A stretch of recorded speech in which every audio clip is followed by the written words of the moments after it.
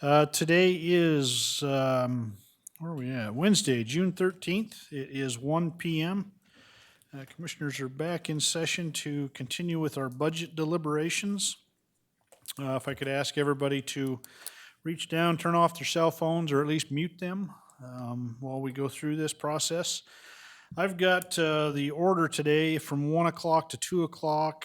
It would be the prosecuting attorney, starting at 2 till about 2:30 is the treasurer. Starting at 2:45 till about 3:45 is the auditor, Indigent, Consolidated, Clerk, and Avimor. 3:45 to 4:15 would be the public defender, and then 4:15 to about 4:45 would be the TCA, problem-solving court, and court monitoring. So that will be our agenda for this afternoon. Again, process, we'll have Kathleen come up just prior to everybody's presentation, give us a short introduction, and then we will turn it over to those respective departments. So Kathleen, why don't you go ahead and kick us off with the prosecuting attorney. Good afternoon, Mr. Chairman, Commissioners. Afternoon. Prosecutor Jan N. Bennett is responsible for the prosecutor's office, which is comprised of two main divisions, criminal and civil. The criminal division handles all felonies within Ada County and is also responsible for handling a wide variety of additional cases, including but not limited to child protection, misdemeanors, mental holds, juvenile cases, post-conviction matters, and infractions. The criminal division also provides support to the crime victims through the Victim Witness Unit, Faces of Hope Victim Center, and the Restitution Unit. The civil division is engaged in a wide spectrum of government and civil practice, including litigation on behalf of Ada County, representing Ada County elected officials and offices and departments. The Ada County Prosecutor's Office has a staff of 152 employees comprised of 72 deputy prosecutors. In addition, the Ada County Prosecutor's Office has a legal intern program with several law students working within the criminal and/or civil divisions. The office is also has a grant-funded drug deputy prosecutor housed in the United States Attorney's Office. In front of you, you can see the prosecutor's budget. They are a department within the current expense fund, part of your 3% cap. Budget for FY19 submitted at $16,058,421, an increase of $773,902. Operating budget of $1,404,305, a personnel budget of $14,654,116, and this budget includes supplemental requests of $788,394. And I'd like to now turn it over to Prosecutor Bennett. Okay, Jan, before you get started, I just wanted to acknowledge those folks who are joining us on the internet as we are streaming this live. So having said that, the floor is yours. Thank you. Thank you. Good afternoon, Mr. Chairman, Commissioners, county employees, and members of the public. Mr. Chairman and Commissioners, thank you for your time and for the opportunity not only to present my FY19 budget requests, but to give you an overview and update of my office's successes and challenges. A very special thanks to my budget team, Lynn Glick and Tracy Smith, who have been assisting me in preparing my budget and my budget presentation for today. I also want to thank Kathleen, Cassie, and Cassie's team, Amy and Alex, for their assistance. I have the honor and privilege of serving as your Ada County prosecutor. I am extremely proud to serve my community and to work alongside the employees in my office who are dedicated to serving their community. My office, as you've heard, has 152 employees. 72 of those employees are deputy prosecutors, and my staff is divided into two separate divisions between the civil and criminal division. My office carries out the duties as outlined by the Idaho Code, the Constitution, and case law. In addition, you've heard that I have in-house staff, but I also have an additional grant-funded deputy prosecutor who is housed at the United States Attorney's Office. This position is a high-intensity drug trafficking area prosecutor, also referred to as a HIDA prosecutor. This position is funded through the HIDA grant as administered by the Idaho State Police. This HIDA prosecutor handles drug trafficking cases in federal court, and it has been a very successful partnership with the U.S. Attorney's Office and my law enforcement partners. My office also runs an internship program in which we work with second and third year law students who obtain limited licenses through the Idaho State Bar to assist prosecutors in various units within the office. I'm also very proud of the excellent working relationships my staff and I enjoy with our law enforcement partners, with our civil clients, and with all the stakeholders that interface with my office. I'm going to start with an overview in the Civil Division. The Civil Division zealously represents Ada County and its elected officials and departments with all of their civil legal needs. And if you look at the next slide, you'll see that client requests are up 6% compared to last year. So that's in 2017 over 2016 at 1,996 requests. And they're broken down into 4 particular areas, what we call high volume, time sensitive, specialized, and then all other requests that come to the Civil Division. The high volume requests are contracts which we handle and help with our department heads and the elected officials in the county, nearly all contracts for Ada County. But we also do general advice, as you're well aware, and those are legal questions that come from our clients, and we're up 29% in 2017 over 2016. We also have time-sensitive matters, and you're aware of most of those, public records being at the top of that list in terms of the time sensitivity, and those requests are up 22%. We did 161 of those last year. We also do, as you know, tax exemption hearings, which are time sensitive, and there were 186 of those last year. The other 2, indigent appeal findings and legislation, represent the rest of the time sensitive matters that we handle in the Civil Division. Specialized areas, as again you're well aware, having just gone through some procurement issues that we worked through in trying to streamline the process. Procurement is complex and sometimes even requires 1 to 2 lawyers per project. It's a lengthy process, and we also assist with, I think, some very complex areas with construction, which encompasses both remodels and new construction of buildings, for example, the dispatch center. So we assist with the legal needs in those matters. Next, I want to turn your attention to the cases filed in court, which in the last year, and I understand that we're getting a phone call into the chairman as we speak. Yeah, apparently they just can't get away from the phone. That's okay, we unplugged it, so we're good. Okay, sounds good. Yeah. Right. Cases filed in court in 2017 were 396 of those, and that's up 11% compared to the year before. Again, I broke these down into high volume, specialized, and all other. The high volume are indigent mental health, which was up 38% over the year before. And then, of course, we help with bankruptcy, forfeiture, and subpoenas, which represent the rest of those cases. Next, I'm going to turn to the jury trials that we've handled in the Civil Division. And I think it's fair to say that it's fairly unprecedented that we've handled 3 civil jury trials in a fairly short period of time for the Civil Division. As you can see from this slide, they represent not only a long period of time. Civil cases take usually a little bit longer than criminal cases, but over the course of each of these, they represent 3, 4, and 5-year cases. So they are time intensive, require additional personnel and additional resources, and the jury trials themselves are lengthy and can take a very long time to conclude. We also, of course, handle all the post-verdict matters that arise as a result of the Civil Division trials. I'm very proud to say that we had very successful trial outcomes in these cases.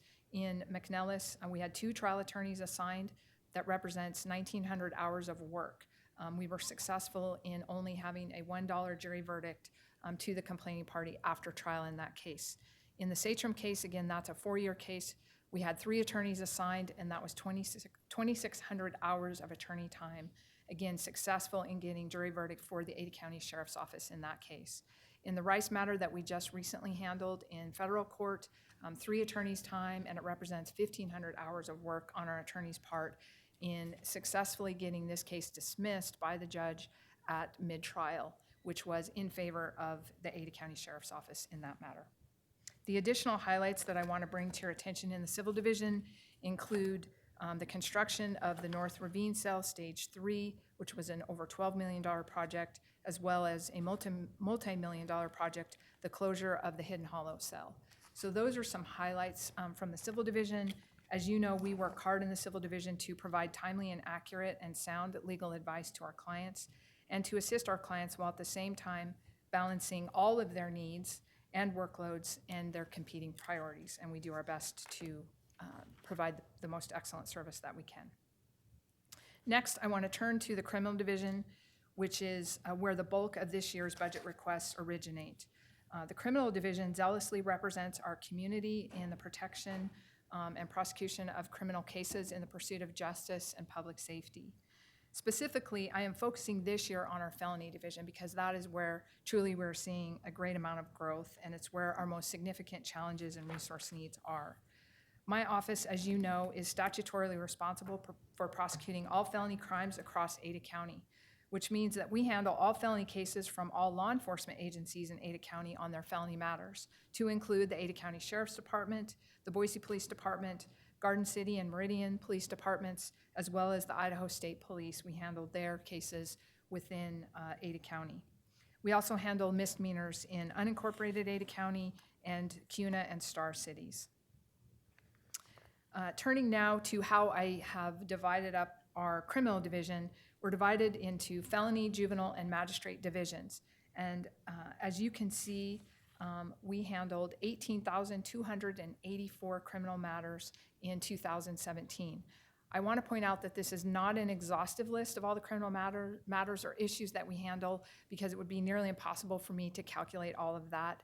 However, this is including things that are screening, cases that are filed, declined, follow-up requests to law enforcement. It also includes post-conviction matters, probation violations, child protection, and all other criminal matters that we're handling within the criminal division.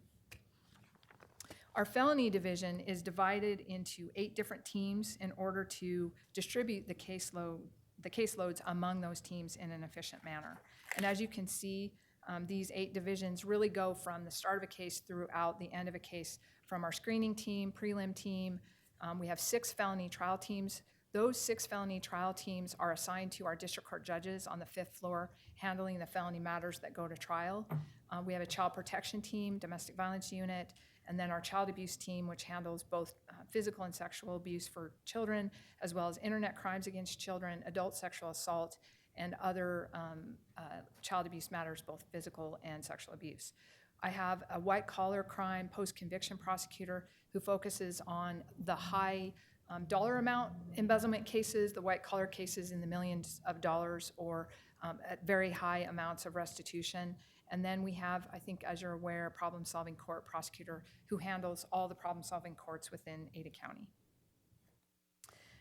The following slides represent, and I'll go through these fairly quickly, but they do represent examples of major crimes that my office has prosecuted in the criminal division over the last few years.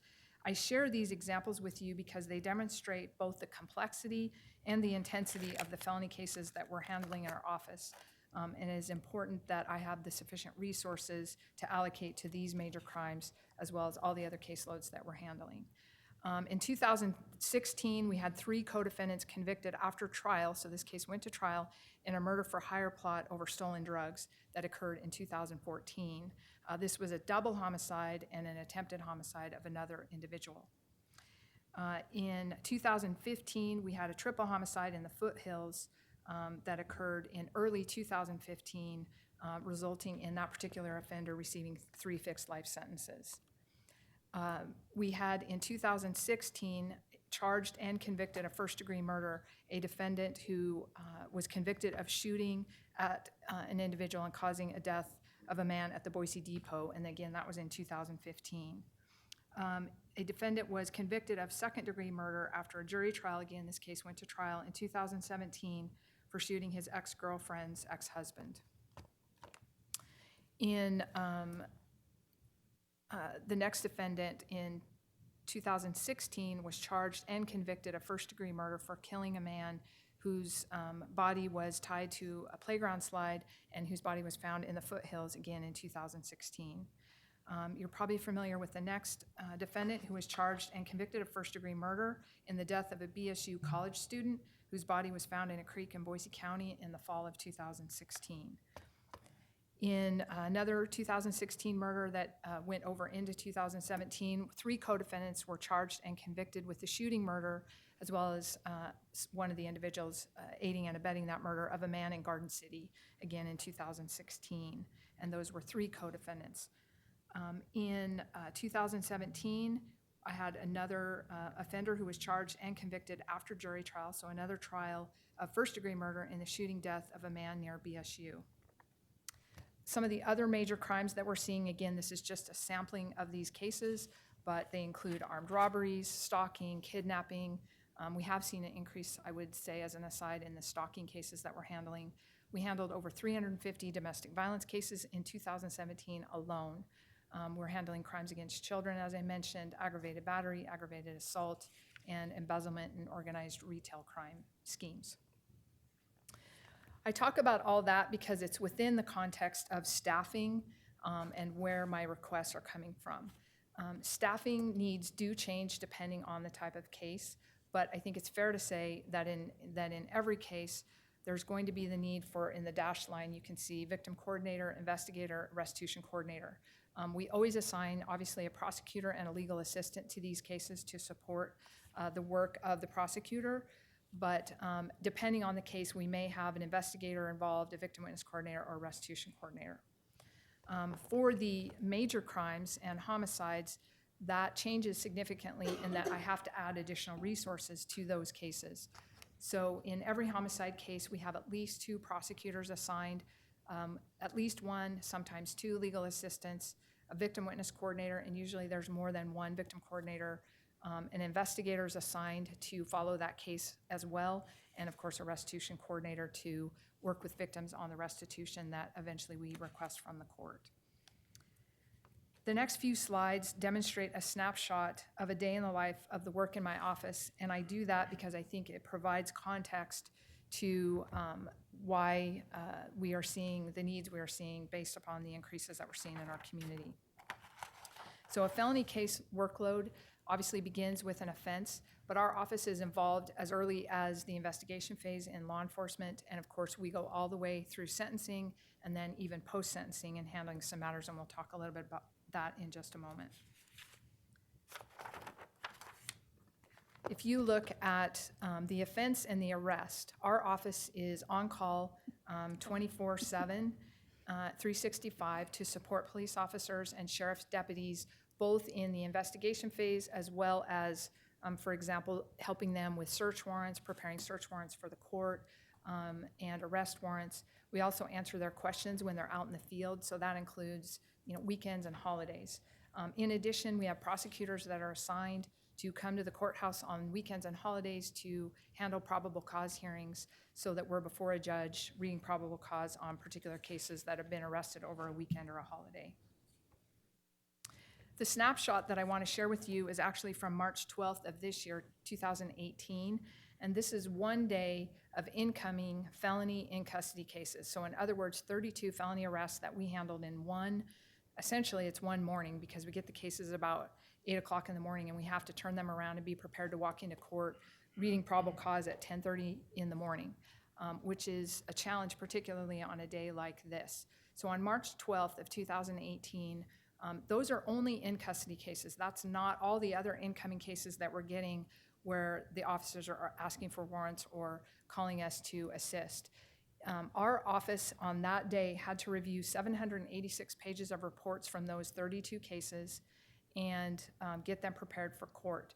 Then, as you can see, a preliminary hearing occurs within 14 days. So we're processing the additional reports that are coming in after the initial 786, and that amounted to 1,658 reports that we would be processing to get discovery to the defense attorneys and to get all the reports and documents that need to go through discovery. In addition to that, we're dealing with sort of a new, and as you know, on-body video and media that law enforcement officers are using. That translates into work for our office because we have to process all those. These 32 cases represent almost 500 pieces of media, which could be anything from on-body video to DVDs to CDs. So again, those are all processing and working through the system. And as you can see, this is at the screening level, and then think about the trickle effect, how that goes through the rest of the office when those cases walk through the rest of the system, which is the next slide in terms of our pretrial work, getting those cases ready then for jury trial and doing the discovery and trial preparation that occurs after that.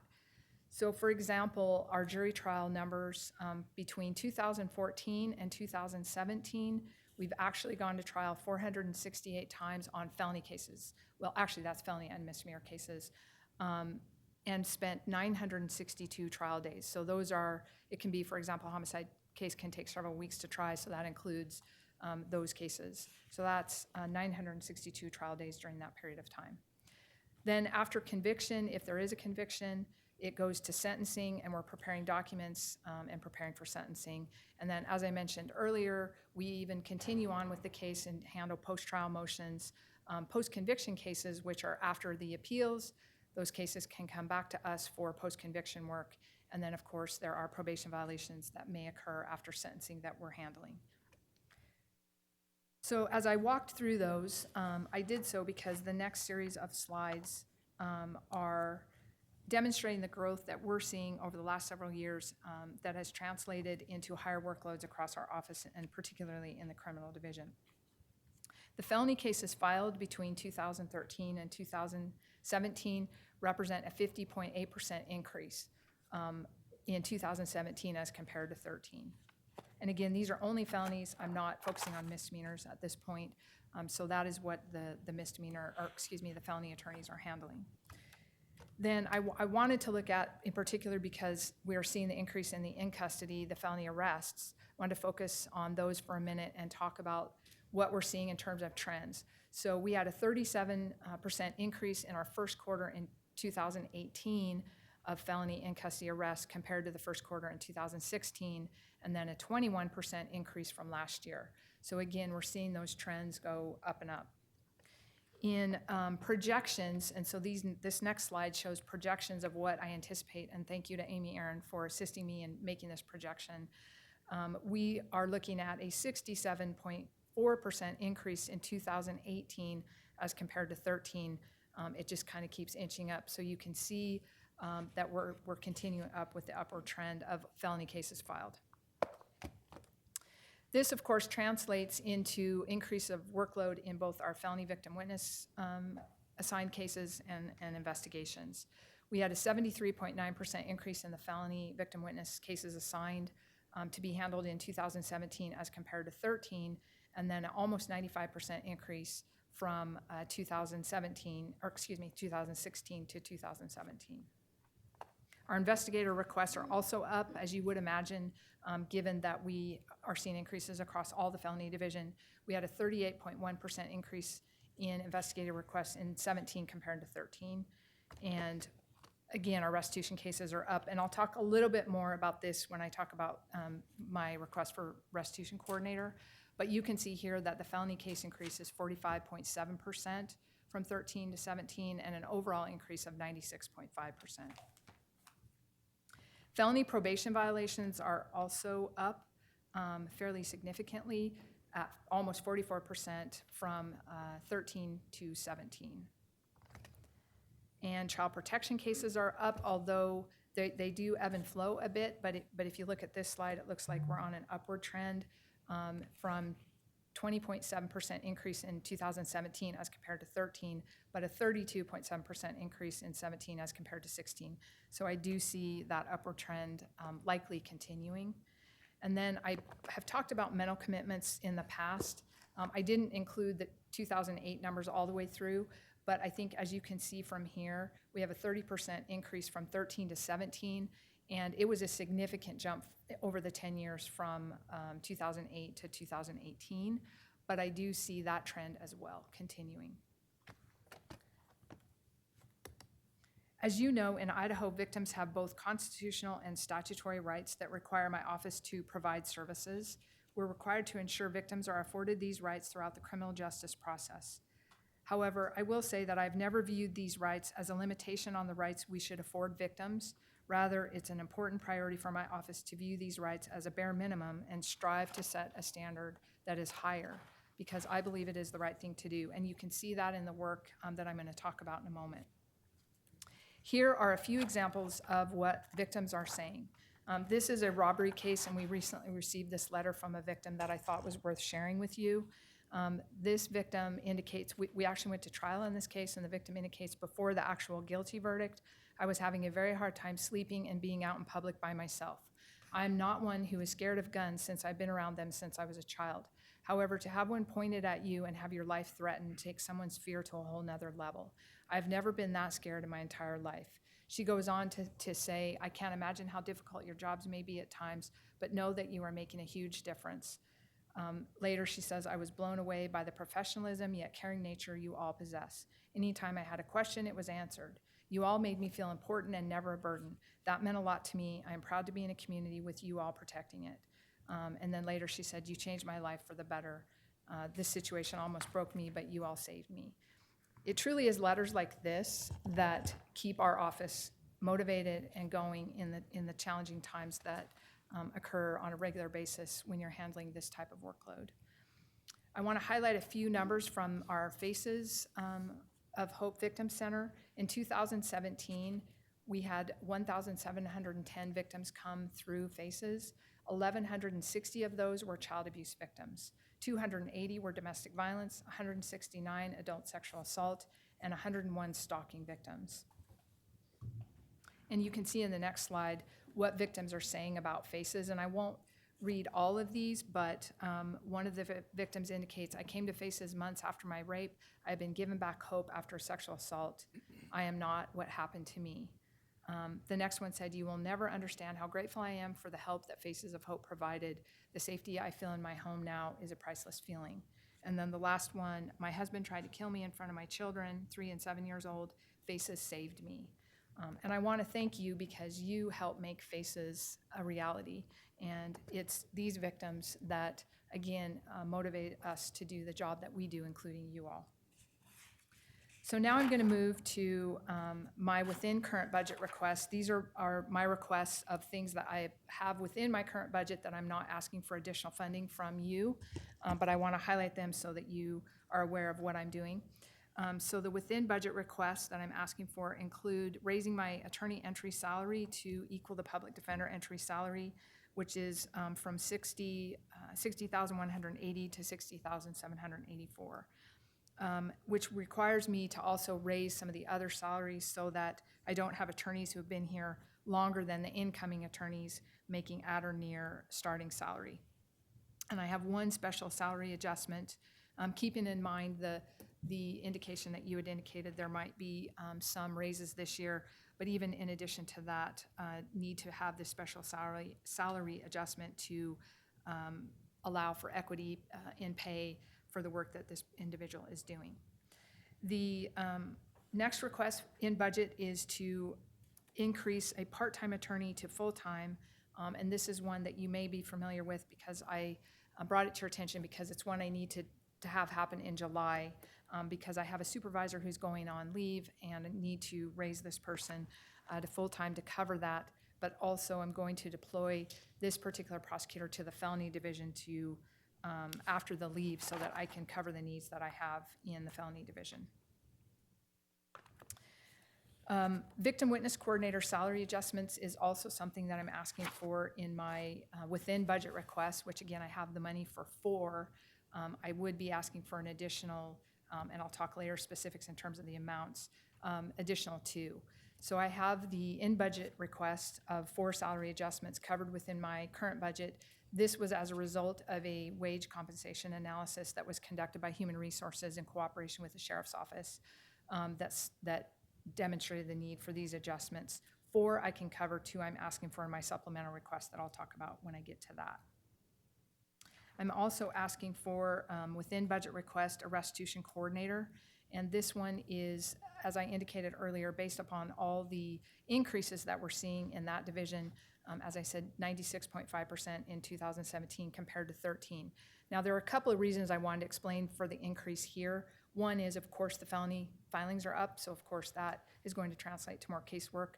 However, we took over the juvenile restitution duties in 2015 in September when the Ada County Juvenile Court Services and the Clerk's Office reorganized during the Odyssey transition. And we received 1 position, but as I'm finding, both with the increases we're seeing in felony filings as well as taking on that additional work, that it's not enough and that we do need an additional person in that division. The third reason is because our felony probation violations are up, as I indicated earlier, in the amount of 43, almost 44% in 2017 compared to 13. Our restitution division assists our attorneys in preparing the paperwork for the probation violations, and so that's another reason why we need assistance in that division. And again, that is a within budget request.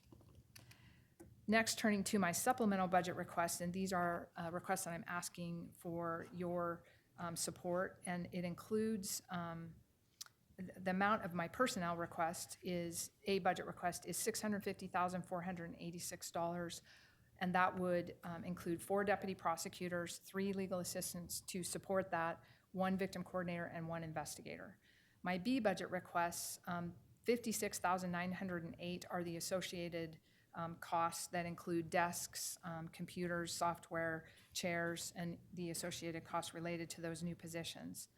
The $81,000 is a offset revenue request. I'm asking to put $81,000 in revenue that would be only spent if I get the revenue. One area of intended use for this is to raise awareness regarding the opioid epidemic. And this is from drug restitution that's court ordered, so it's incoming pursuant to statute, and I want to be able to use that at least for one intended purpose of raising awareness with regard to the opioid epidemic. The next several slides are talking about the growth, and again, I know that I'm speaking to people that already understand this, but just in the context of my request, I worked with Meg, and I appreciate Meg Leatherman helping me get the population numbers of over 64,000 new residents in Ada County since 2013, and approximately 1,000 new residents coming into Ada County every month. This, of course, translates into increased law enforcement staffing levels in response to the increase in crime, which then, of course, means an increase to the workloads for my office from the investigation phase throughout the prosecution. I understand that the Boise Police Department will be requesting 7 new officers this year.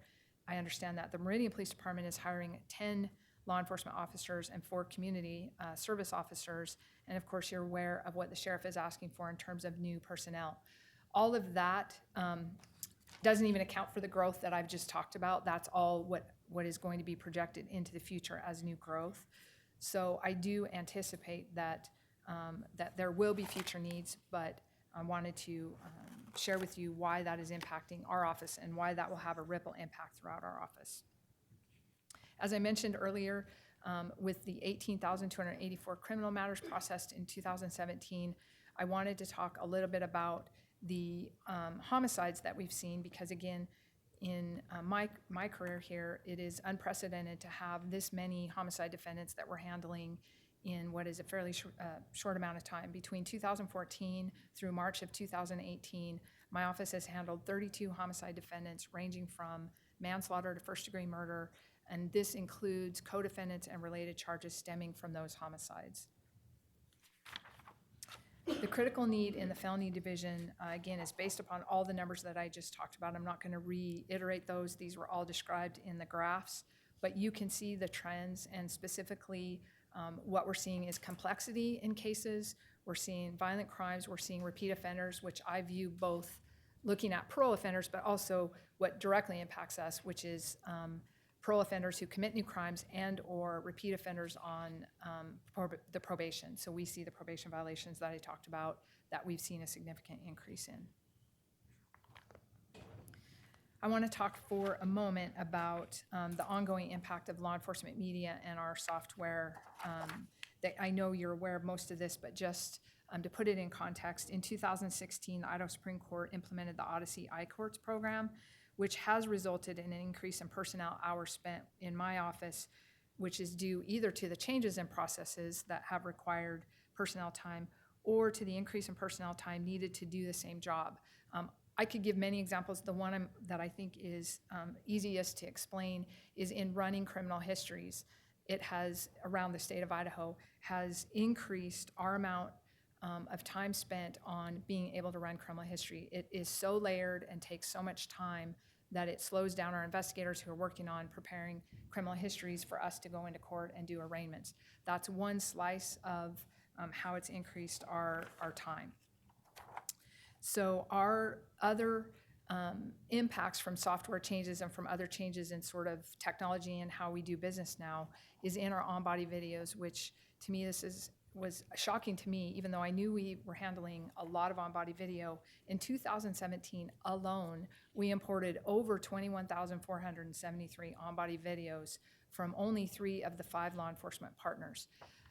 The other 2 agencies do have on-body video, but I don't have a way of counting them without hand counting them. So what I can tell you is that it is over 21,473, which of course has the increase in personnel hours and personnel numbers to process this media. And it just takes longer to do our work because we're not just getting a written police report that shows up at the front desk. We're downloading, we're importing, we're categorizing, and we're trying to digitize our work as much as possible. That doesn't even include the attorney time reviewing the on-body video and the investigator time in working with those as well to get them ready for court, depending on if we have to redact things for a jury trial and things like that.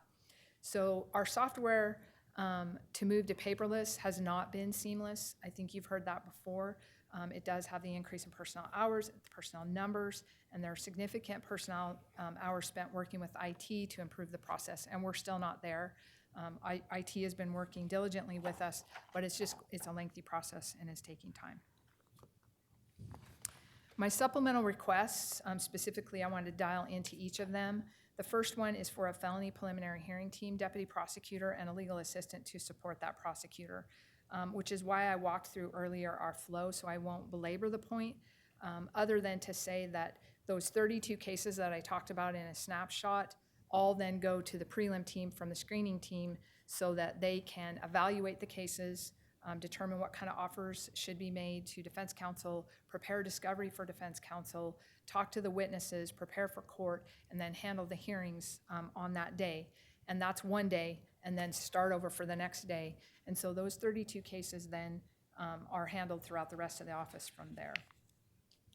My supplemental requests number 2 and 3 are for 2 new deputy prosecutors, and they're going to go to the magistrate division, and I'll explain that because essentially there's a trickle-down effect. I have had to move 2 prosecutors from magistrate, and there's a trickle of where they come from, but essentially 2 prosecutors from magistrate to be able then to deploy 2 prosecutors that are ready and trained to go to the trial teams, to go to the felony team. And so I've had to take that resource from the magistrate division. So that has left my magistrate division understaffed by 2 deputy prosecutors. And I had to do that because we just were busting at the seams in the felony division. They can't keep up. We don't have the ability to keep up. And so I have rearranged and reshifted the resources to really divert for the emergency need that the felony division has. And so that, as I said, has left our magistrate division understaffed by 2. So this request is to basically fill those 2 positions that I'm moving forward into the felony division. My supplemental request number 4 is a deputy prosecutor request, and this will also be to deploy to the felony trial team to provide the much needed assistance that I've talked about earlier, and then 2 legal assistants to support these new attorneys that are going to the felony team. And I've described this already in terms of the need and why I'm asking for that request, but certainly would stand for questions at the end about that as well. My supplemental request number 5 is for a victim witness coordinator. And as I indicated earlier, our numbers are up significantly there. The victim witness coordinators are assigned to our vulnerable victim cases to include homicides, robberies, domestic violence, child physical and sexual abuse, adult sexual assault, elder abuse, and any other cases where there's a vulnerable victim who needs services. The victim witness team ensures that our victims are afforded their constitutional and statutory rights throughout the entire criminal justice process. They are a guide for victims, linking them to appropriate resources, answering their questions, and providing much needed support, much like the letter that I read to you earlier. Having worked as a team with victim witness coordinators for the last 23 and a half years of my career as a prosecutor, their role is invaluable not only to victims, but to the success and mission of my office to provide outstanding victim services. My deputy prosecutors, just so you know, also do victim work. They handle all cases that are not assigned to the victim witness unit. So for example, on a grand theft case, my deputy prosecutors are required to provide those victim rights to the victims. So I don't assign all victim coordinators to all cases because that resource, it would take so many more coordinators to do that, and that resource is really preserved for the vulnerable victim cases. But it also increased the workload of the deputy prosecutors who are providing those victims' rights on other cases. The increase in the cases handled in the victim witness unit is attributable, obviously, to the increase in the number of felony filings, but it also is attributable to an increase in the transfer of cases from law enforcement agencies to my office at the time a felony case is filed. This transfer ensures that those cases where victim services are needed are handled within my supervision and responsibility, and this transition and transfer ensures that there is seamless, comprehensive services provided to victims as they interface with my office. Supplemental request number 6 is for another investigator for my office, and as you recall, the number there and the increase in duties there. As with the rest of my office, the demands of the increased workloads have impacted my investigation team. The team provides much needed investigative support both to deputy prosecutors handling criminal cases, but also to the civil division prosecutors who need their assistance. The work of the investigators involve everything from running criminal histories, which as I indicated earlier has slowed down, to pre-employment backgrounds, to interviewing witnesses, serving subpoenas, assisting the criminal and civil divisions in locating individuals germane to our cases. And the investigation team is also part of the coordinated response team with the marshal's office to provide response to critical incidents that could occur in the courthouse. This team, as you are probably aware, has participated in training exercises here at the courthouse along with law enforcement and the marshal's office to ensure that we have a safety plan should there be a critical incident here. The investigators have also provided assistance to other departments when called upon for pre-employment backgrounds and other needs, and I think the commissioners have on occasion asked for their assistance as well. Lastly, what the investigation team does is assist in training all individuals within the courthouse who have access to NCIC reports. We are legally, federally required to provide that training, to document it, and to maintain it. And if we don't do that, I lose my NCIC certification. So my investigators have been have really taken the responsibility to ensure that all of the players in the courthouse that see NCICs take this training and test and are certified in order to do that. My supplemental request number 7 was referenced earlier. This is the revenue from court-ordered drug restitution, and it is a supplemental request that any money spent is offset by revenue, and it would only be if I get the revenue through the court-ordered drug restitution. One of my intended purposes is to raise awareness in our schools and community regarding the dangers of opioid addiction, and it's my attempt to become part of the solution in slowing this epidemic in a proactive way in our community. Supplemental request number 8 is also something I referenced earlier, and this is the 2 additional salary adjustments that I don't have within my current budget, but they amount to $2,412 per year to get both of those adjustments. I want to take just a moment to talk about space needs. As you know and you're well aware, space needs are an issue here at the courthouse among other places around the county. I wanted you to know that I have been proactive and creative in my office with space needs as best I can. We've maximized the space by turning meeting and storage spaces into offices and utilizing every square inch of my office as best I can to meet the need. With the repurposing of meeting spaces and storage spaces, I will be able to accommodate the needs of the new positions that I'm requesting in the FY19. However, I do estimate that if we continue this growth and have the growth that we're seeing, I will be out of space in FY20, if not FY21. And as you're aware, there are years and years of old case files. If you walk down the hallways in my office, you see them lined up along the walls that we are storing both at faces in the basement, we're storing in my hallways, in my offices, and in a storage room within our office. We're making limited headway in getting those scanned and digitized, and eventually it is my hope that with doing that, we'll be able to create a little bit of space, not a lot, but at least some space. I do want to thank the clerk's office for assisting my office in the scanning effort. They've really stepped up to assist us based on their experience in scanning court records. I really appreciate Chris and Phil and their assistance in making all that happen. And I think they're going to assist us into the future in getting those scanned, but it will take time.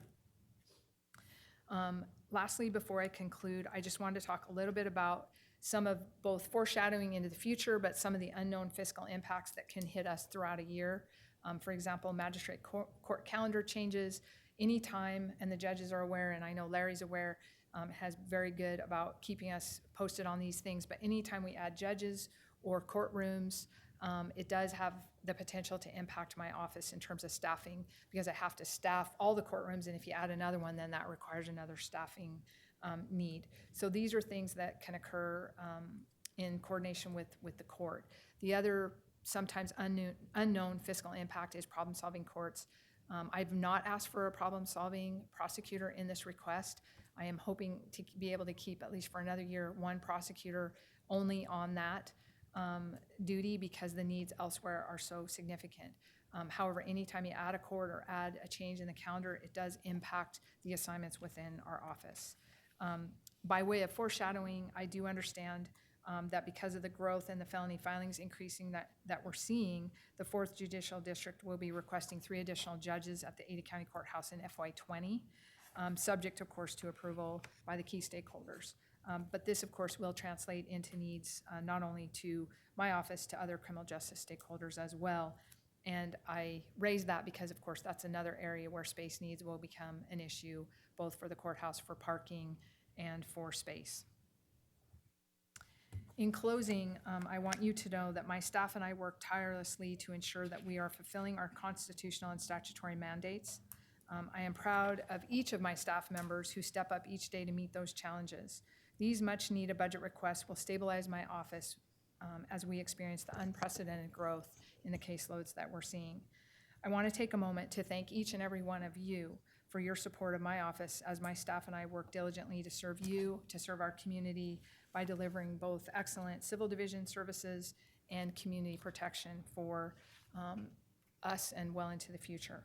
I also want to express my appreciation for your goal of providing raises to my employees this year. I support your efforts in doing so and appreciate the importance you place on my amazing and exceptional staff by giving me the opportunity to show that to them in the way of raises. And it's a privilege to work with you, for you, and on your behalf.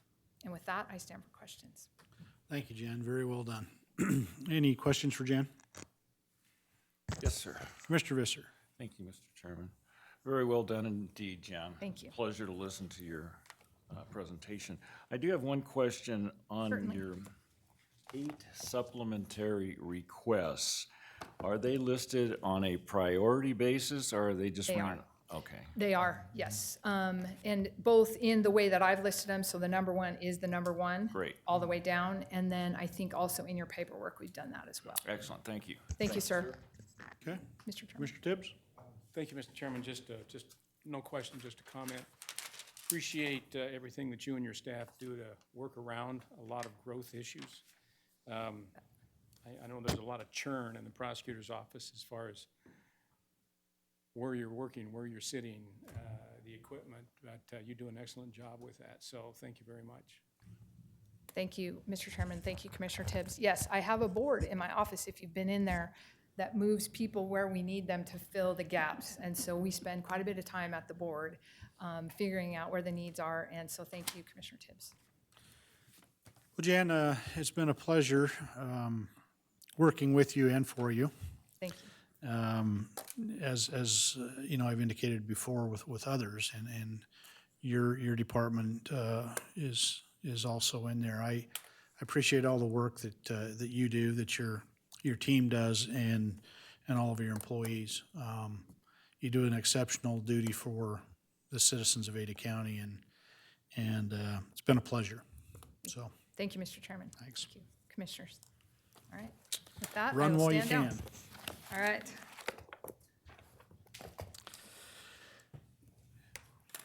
You even left me with an extra 10 minutes. I don't know what I'm going to do here. No break. Next up, Kathleen is going to give us an introduction to the treasurer's office, and then we'll hear a presentation from the treasurer. Mr. Chairman, Commissioners, Treasurer Vicki McIntyre is responsible for the Treasurer's Office, which handles all treasury functions for the county, so banking and investing, along with property tax collections for all taxing districts within the boundaries of Ada County. The office is also ex officio public administrator, which handles the estates of those decedents who die without a will and or no one to administrate their estates. In front of you, you have the treasurer's budget. They are a department within your current expense fund, 3% cap. Budget for FY19 is submitted at $1,562,872, a decrease of $19,743. Operating budget of $393,308, a personnel budget of $1,169,564. Supplemental request of $1,051. And I'd like to now turn it over to Chief Deputy Elizabeth Mon for the treasurer's presentation.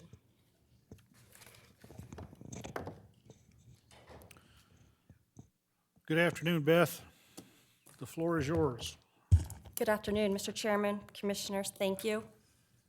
It is my pleasure to present to you the Treasurer's proposed fiscal year 2019 budget. I'm going to start out with an overview of the duties of the Treasurer's Office. I'll also share with you how we've utilized the current budget that was approved for us.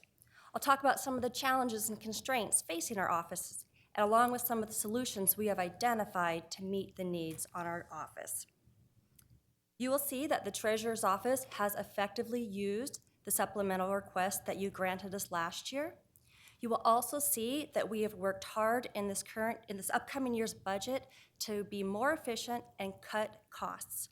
The result, as you just saw from Kathleen, is that the budget we are proposing is almost $20,000 less than our current budget.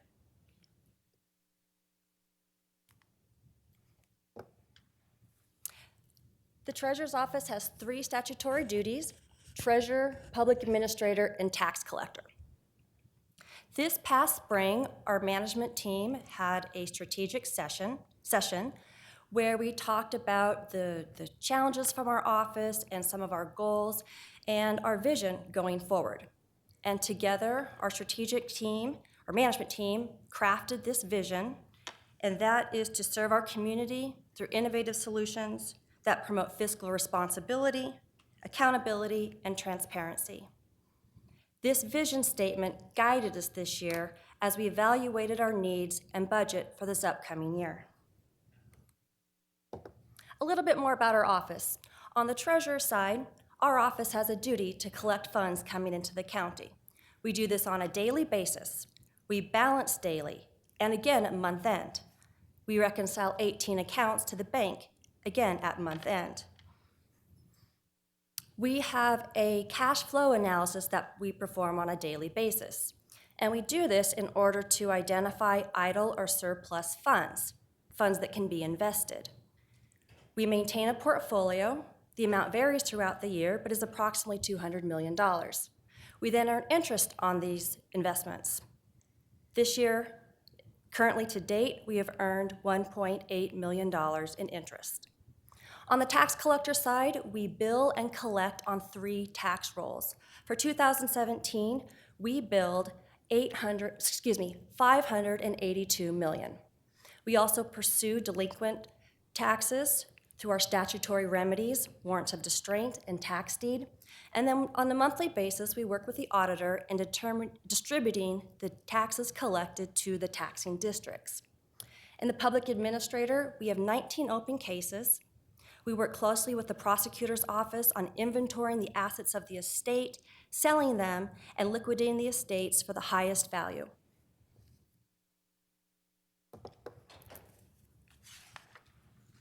Last year, you granted our supplemental requests, which included 2.5 staff and the lease of additional space for our public administration functions.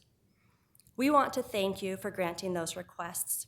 Thank you, along with all of your departments, operations, IT, HR, procurement, also the work of the auditor. Through all of their efforts, we were able to implement the funds given for the supplemental requests to improve our operations. One of those requests was our public administration building. You see the before and after pictures. Last year, we showed you the before pictures. The constraint facing our office at that time was space. The assets of the decedents were stored in storage units, which made it difficult for our staff to segregate assets belonging to different estates. In harsh weather conditions, it restricted access to the unit.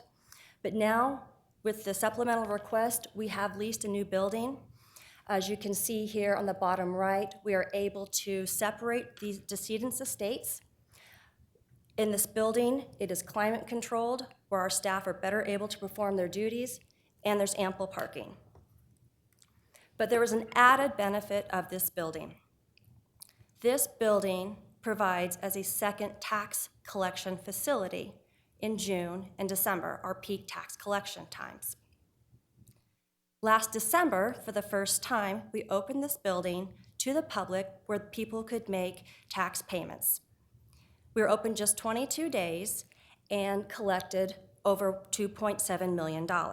And these aren't mailed-in payments or large payments from title companies. These are citizens who want to pay in person. I was out there yesterday, and just the few moments that I was there, a taxpayer thanked us. Went on to explain how it was so much more convenient for this taxpayer to have a facility out in West Boise to avoid driving downtown and trying to park. Last December, we averaged 71 taxpayers per day who we served out there, who otherwise would have to come downtown to pay in person. Over this last year, we've made additional advancements with the staff that you gave us. On the public administration side, you helped us to reclassify a part-time employee to a full-time employee. Now we have 2 full-time staff in our public administration, which has helped us to address segregation of duties and ensure that there's always 2 staff members to go on site when there's a new residence, to count cash, and to otherwise administer the estate. On the tax collector side, this additional position has helped us to properly staff this public administration building during tax collection time, and then also to help us with the growing volume, which I'll discuss in a few minutes. And then you also helped us have an additional financial analyst. And with that additional person, we've been able to perform more data analytics. And this has been really helpful for us in order to better understand our operations and find areas where we could optimize our business practices. Here's one example where we have used our financial analysts to improve our operations, and that's in our tax collections. You can see here 2 green lines that are above the line. The top line is the amount of the tax charge, which you can see has increased over the last year. The second green line is the parcel count. So both of these amounts, the tax charge and the parcel count, have increased this last year. We used our financial analyst to perform queries on our delinquencies, on those unpaid accounts. And the result is that by identifying the unpaid parcels, we take that data, distribute it to staff, and further pursue collections. We've had a drastic decrease in our delinquencies. What that translates to is a decrease in delinquency is an increase in our collections. So what you see here is that there is more for us to collect. We are collecting on more parcels, yet we are collecting at a higher success rate, as seen by our decreasing delinquencies.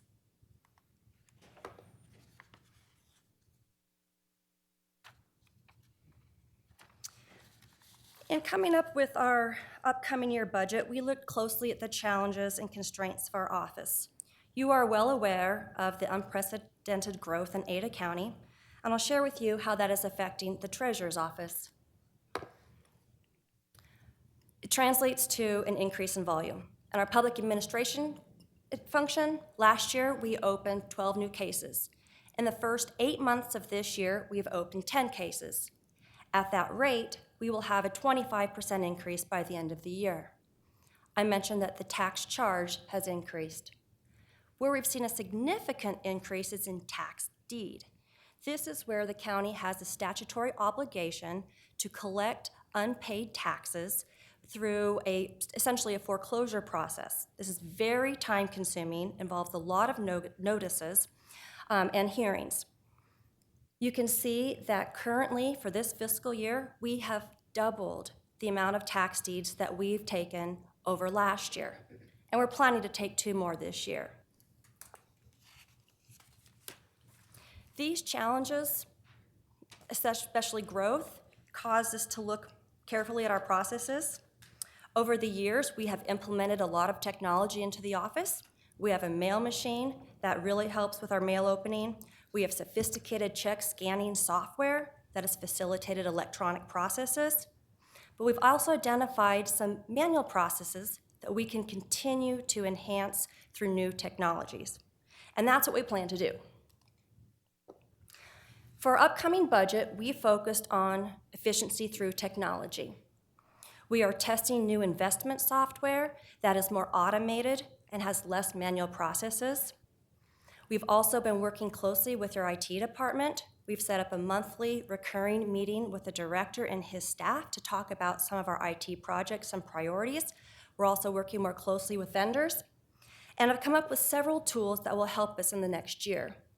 One is an online payment portal for taxpayers. This is something that we implemented our website in the current fiscal year.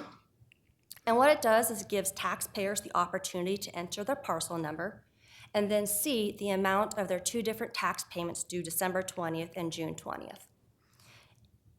This also includes a future payment calculator. So the taxpayer can enter in a future date, as you can see here, June 26th, which is after the payment due date, and this will calculate the amount due at a future date, including late charge or interest. Now, while our staff will gladly provide this information to any taxpayer, this is one more tool where taxpayers have the opportunity to do the research on their own and free up our staff for other customers. And there's a lot more IT projects that we want to implement this next year.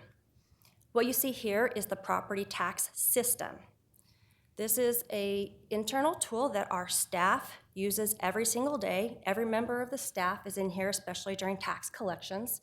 This is where we create the charge, process our payments. We want to improve this. The ways we handle bankruptcy payments and cancellations and tax deeds. This will really help make our processes efficient in this current year. So the question is how we are going to implement this technology. We looked closely at our operating and capital budget, and we found ways that we can reduce costs and reallocate some of our line items in our operating capital budget without increasing supplemental requests in these areas. On the left, you can see line items where we have decreased the budgeted amounts. On the right, you see line items that we've increased. On the reductions, the most significant is in the public administration.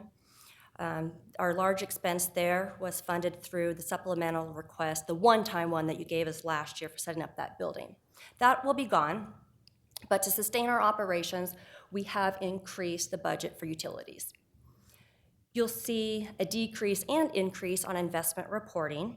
That is because we are evaluating new solutions. The net effect is going to be a decrease. We're also cutting areas in our conferences, FF&E, and printing for this upcoming year. We are going to use these savings and reallocate them to our line items predominantly focused on IT, computer software, and professional services where we can retain additional assistance to implementing our IT projects. Turning to the numbers, the net result is that the budget that we are proposing includes one supplemental request and comes in almost $20,000 less than our current budget. We are not requesting additional staff this year. We are able to propose this budget thanks to the 2% additional increase to our allocation and then through reallocating costs within our capital and operating budget. Also, we will continue to meet the growing demands on our office with our current staffing levels of 16. Taking a closer look at our personnel budget, This is where we have our one supplemental request, which is a reclass of a financial analyst to an investment analyst. We worked with HR to define the job description for this position, which would include additional duties such as the accounting and reporting of the county's investments, so helping book the new purchases, interest payments, calls, and maturities, and also looking closer at our cash flows to identify areas where we have additional funds that can be invested. The total amount of this request is $1,051.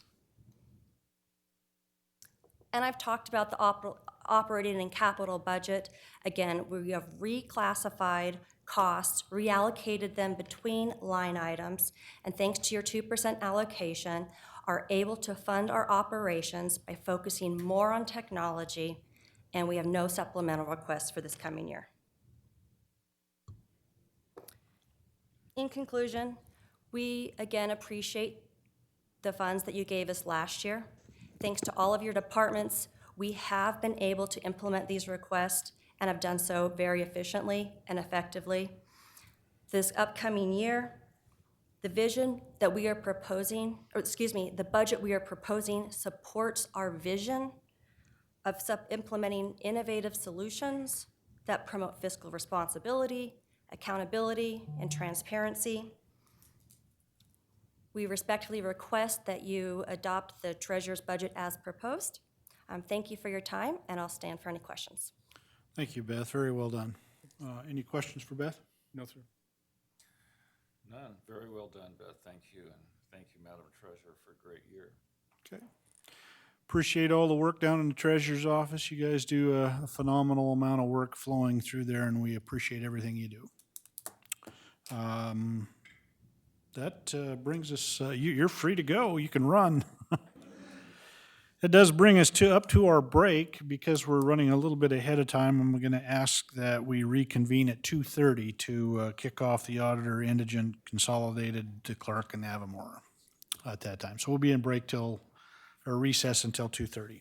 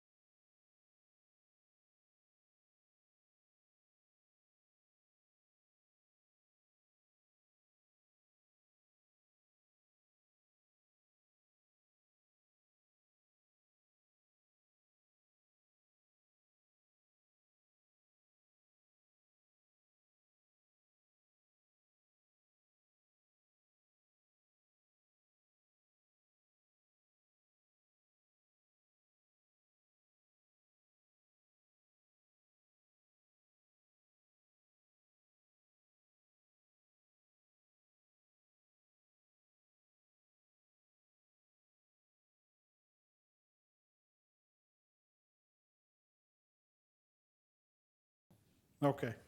Back on the record, 2:30, we are going to be hearing now from the Auditor, the Indigent, Consolidated, the Clerk, and Avimor. Which one will be taking up first, Kathleen? You going to just do one at a time each time, or are you going to do them all at once? Mr. Chairman, I'm going to go through all of them at once and then just turn it over to Bill to. You want to talk about Avimor? Okay. The floor is yours. You might pull down the mic so we can hear you, though. Back on the record, 2:30, we are going to be hearing now from the Auditor.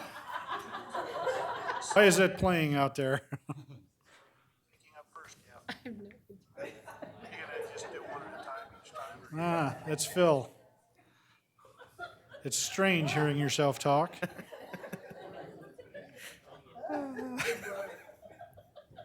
Now are we good? Okay, Kathleen, the floor is yours. Thank you, Mr. Chairman. Glasses.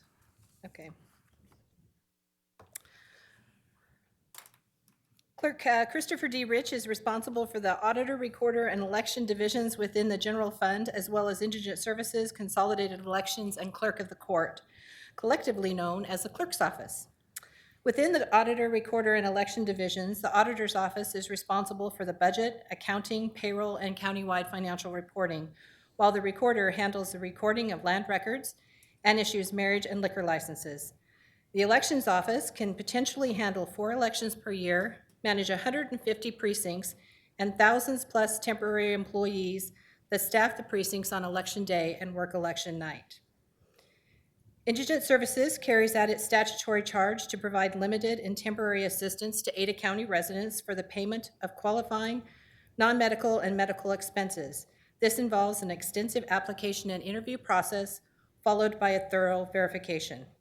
Consolidated Election accounts for all costs related to conducting elections within Ada County for the cities, school districts, and most political subdivisions.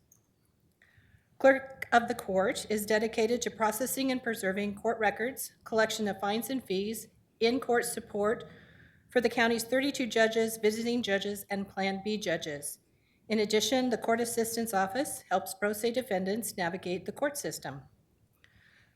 Also submitted under the clerk is the Avimor Community Infrastructure District, or CID, number 1, which is managed by District Directors David L. Case, Jim Tibbs, and Rick Visser. The Avimor CID number 1 fund provides for infrastructure improvements within the boundaries is divided into 2 departments, administration and debt service. Administration is responsible for all expenses related to the operation of the CID, such as management of the district, legal and banking services, procurement, and accounting and budget services. Debt service accounts for the payments received from the homeowners within the district boundaries as levied on their property taxes and payments made for the debt based on the debt schedules provided at the time of debt issuance. In front of you is the Auditor, Recorder, Elections Department within the current expense fund. Budget for FY19 submitted at $3,362,002, an increase of $93,949. Operating budget $1,001,109, a personnel budget of $2,360,893. This budget includes supplemental requests of $85,973. Indigent Services is a special levy fund within your 3% cap departments. Budget for FY19 submitted at $9,862,560, an increase of $74,504. Operating budget of $8,557,788. Personnel budget of $1,304,772. No supplementals requested here. Consolidated Elections is a self-supported fund where revenue equals expense. Budget submitted for FY19, $690,386, an increase of $31,864. Operating budget $516,524. Personnel budget $173,862. Clerk is a special levy fund within the district court fund. Budget for FY19 submitted at $8,266,661, an increase of $715,994. Operating budget $380,552. Personnel budget $7,886,109. Supplemental requests here are $534,476. And finally, Avimor, which is a special taxing district. Budget for FY19, $230,721, an increase of $103,381. Supplemental requests included here, $26,168. And with that, I will turn it over to Chief Deputy Phil McGrain. Bill, you have the floor. Thank you, Mr. Chairman. Give me just a moment. As you noticed, I'm really good with technology here. Switch over. Yep. There you go. Maybe? So which one are we doing first? We're going to approach them all together. In terms of how Chris and I approach things, this is one office. This is not, while it does cover multiple funds, it still is one elected office. And so we'll handle it as an office as a whole. Before I begin, I just want to thank Kathleen and her team. As you know, our office works hard to pull this whole operation together. Kathleen, Tim, her entire crew do an amazing job getting this together.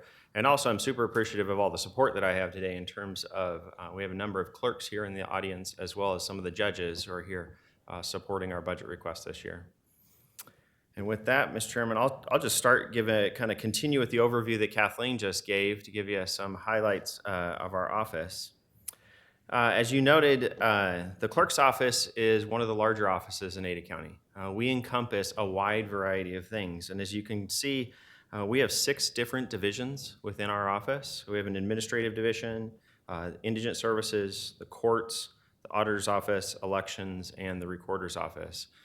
What makes our office particularly challenging for an elected office is that we cover such a wide breadth of different issues. You know, when I describe this to most people, I think, when you think of the clerk's office, government often does its very best work when it goes unnoticed. And in our office, we really try to be skillfully unnoticed. It's easy for most people not to realize the size and the scope of what the clerk's office does because it just kind of hides behind the scenes. Whether that's in court, you may notice the judge, you may notice the marshals, but if we're doing our best work, you won't notice the clerk throughout the proceeding. Similarly here, it's just like Judy's work when she's sitting there clerking for the meeting. She's not the highlight of this meeting, but she's making sure a lot of the entire process goes smoothly and that everything comes together so that it all works. I like to describe us as the wheels and the cogs of county government. We're the ones inside making it all happen, getting things set up so that the process will run smoothly. It's also interesting because when it comes to the budget, it's easy to look at our budget as a whole, but we have so many different parts that really are unrelated. So even for us, trying to prioritize what goes where is difficult because each division has its own priorities. And those priorities, you know, the priorities for elections have really little to nothing to do with the priorities for the courts or for indigent services. So we have a variety of issues. In a lot of ways, this is like looking at 6 different departments coming before you. Just as a quick highlight, as I mentioned, we are a big office. We're the 2nd largest office in Ada County behind the sheriff, well behind the sheriff, I might add. In terms of performance metrics, we're asking for less than he is, so if that's any token. Our entire budget request is just over $22 million. That is up, and I'll highlight why it's up as we go throughout. But as was referenced by you, Mr. Chairman, our budget is actually made up of multiple funds.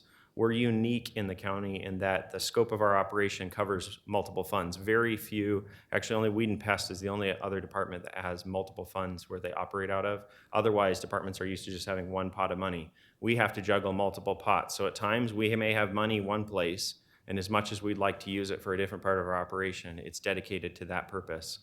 As you can see here by the diagram, we are in 4 funds, specifically the District Court Fund, the Indigent Services Fund. We have multiple operations under the General Fund, and then we also have the Consolidated Elections Fund. Consolidated Elections is specifically a state grant that is issued to us to conduct local elections for local taxing districts. To break down that $22 million, $8.2 million is for the District Court Fund. That is our largest division by far. One thing that's really interesting about that division is it's a people-driven operation. 94% of our expenses are for personnel in that fund. So as much as we try to shave and save costs on paper, it's really people that drive the courts. We have 119 deputy court clerks operating right now. Next is our Indigent Services Fund. You guys are very familiar with this. You interact with the department weekly. The big portion of this, as you would expect, is actually paying those indigent medical bills as well as the mental health bills. The majority of that operation is operational for that purpose. Our general fund is not as large as those other two. Our general fund encompasses our administrative division, the auditor's office, the recorder's office, and the larger half of elections. So conducting any of the county, state, or federal elections within elections. And that total request is 3.3. A lot of that is personnel with the exception of elections. Elections is a very operational, heavy operation in terms of poll workers, all the ballots, everything else. And then finally, we have consolidated elections. As I mentioned, this is state money that's handed down to us, but we operate this state money. It's almost a mirror image in many ways of our general fund obligations for elections. It's just different elections we're conducting with the same money. One of the things I was thinking about what to present to you guys today, and in terms of our priorities and what we do, I honestly believe that one of the best ways for us to perform best for the public is to have happy employees, right? That makes us not only a better place to work, but it also makes us better public servants. When our employees are happy, they are able to process things more quickly, get people to the help they need more rapidly, and it really makes a difference. I think if anybody can think of the interaction at a counter, so if you're going in to pay a citation, paying a citation with somebody who's happy and friendly and willing to serve you and make it a quick operation makes a big difference from somebody who is not happy to see you. And so we spend a lot of energy in our office trying to take care of our employees.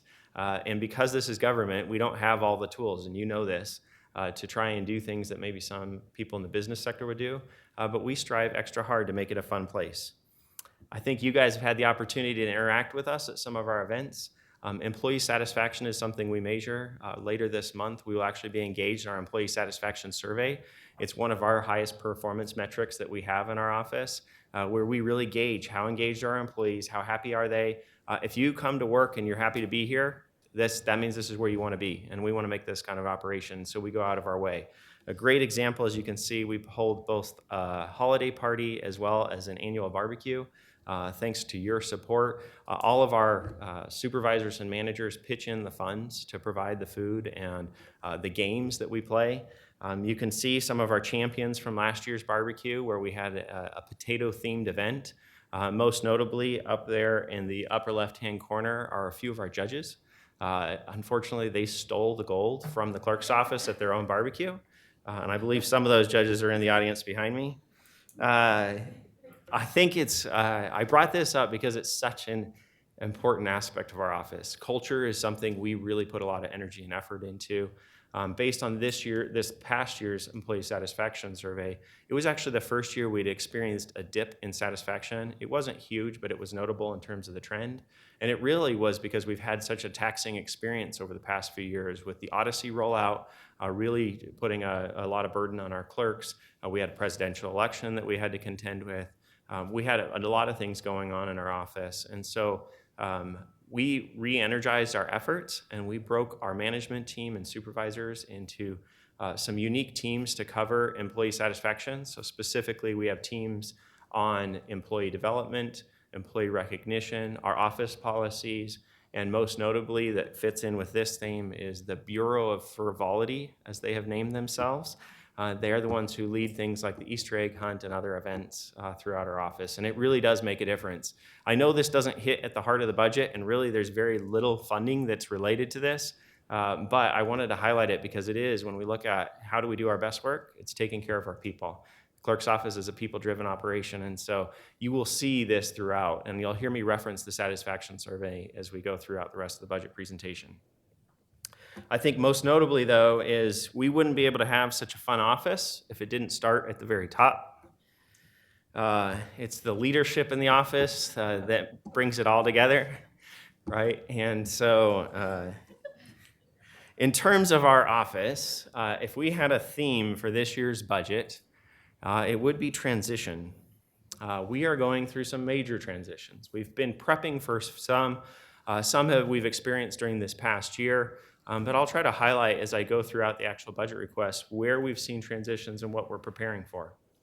I think each of you are very well aware of the most significant transition that will be coming to our office. Chris has decided no longer to be clerk after 20 years, and instead he is, as he says, repurposing himself to become a thought leader.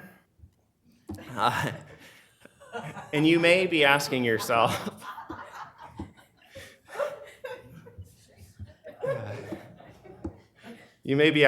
what does a thought leader do? He's been practicing on Trent and I for his new career.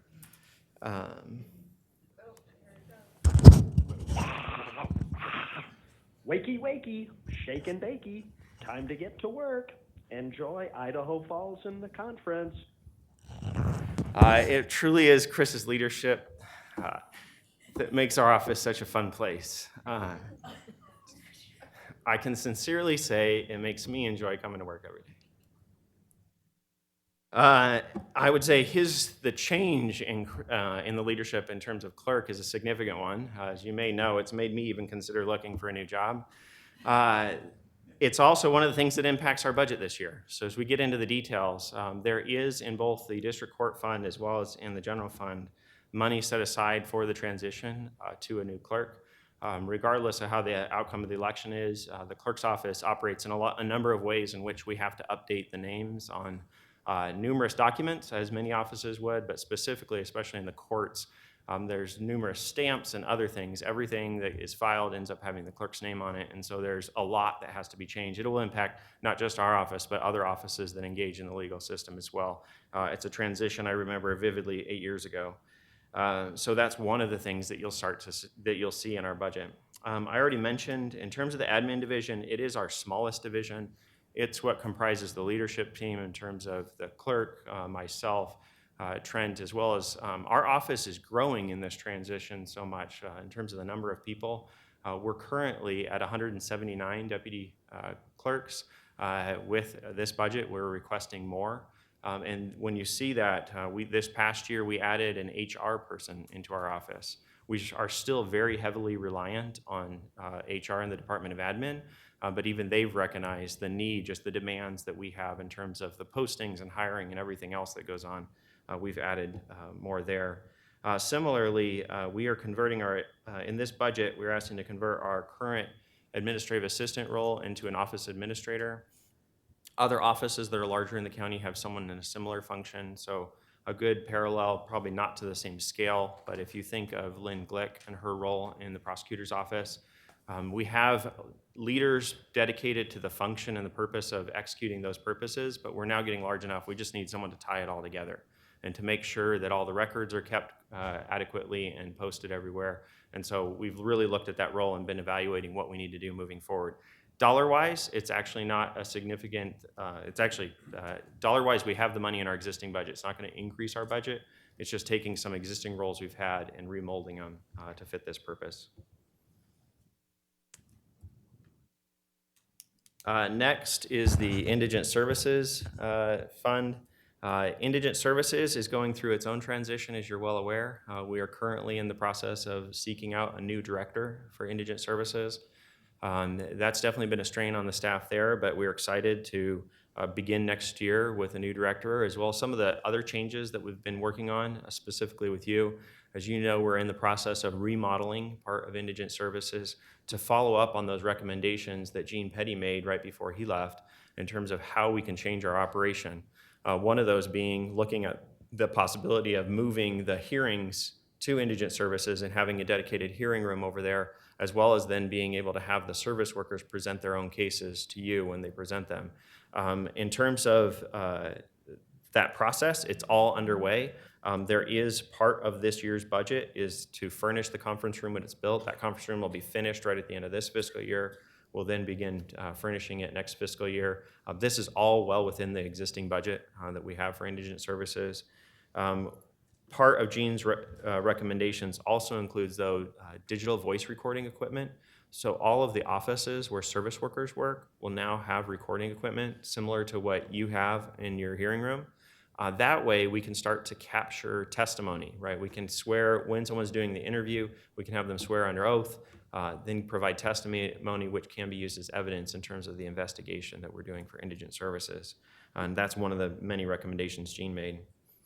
In terms of significant things in the budget, this one's kind of an odd one budgetarily.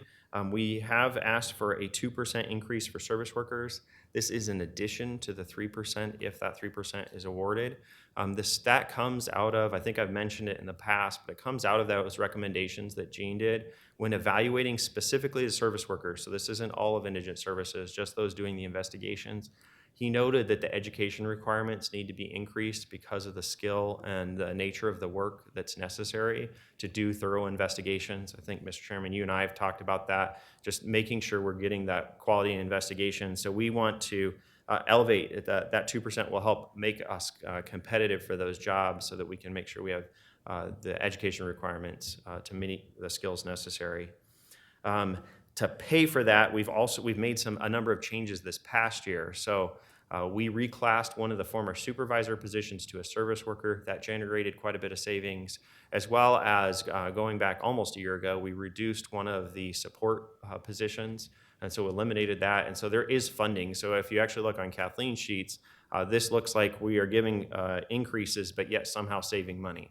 I haven't figured out how the math works, but I know in a net effect, we have the funds in indigent services to make these changes. The final thing worth noting in terms of a transition, we are going to be watching very closely over the next year as it relates to Medicaid expansion. I believe you guys are each well aware. Petitions were circulated. We've been certifying those signatures. I'll reference that a little bit more later. But if the Medicaid expansion goes to the ballot, if the voters approve it, and then it's ultimately implemented, one of the intentional aspects of that is to have a major impact on indigent services in the program to save both the state and county's money.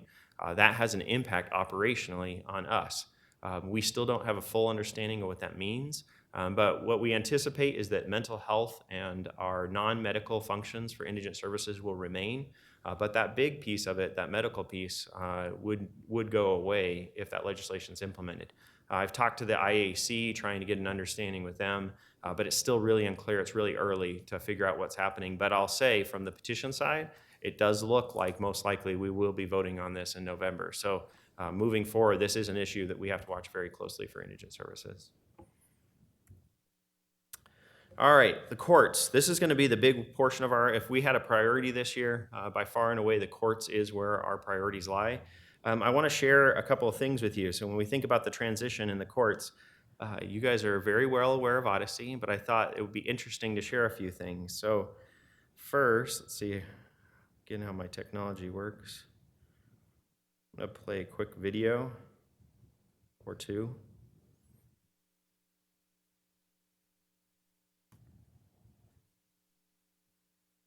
You may get to watch an ad before we watch the video. So be forewarned if you need a Ford truck. Told you. How do you become America's best-selling brand? You have a handle on what's ahead. At every curve. We haven't gotten there yet, but that's a good and suggestion. condition, you expect the unexpected and offer the confidence to keep going. That's Ford. And that's the 2018 four-wheel drive. Almost exactly 2 years ago, I did this interview for the Idaho State. Four-wheel drive Escape and four-wheel drive Explorer, or get up to $6,000 total savings on Escape. Hurry into your local Ford store. He looks happy. I'm Phil McGrain. I'm the Chief Deputy of the Ada County Clerk's Office, and I'm here just to talk about the Odyssey rollout. It's the rollout of the new court management system here in Ada County. It's going out statewide, but we are the second county to roll out the new system, in which we'll take these paper records and convert them to digital files.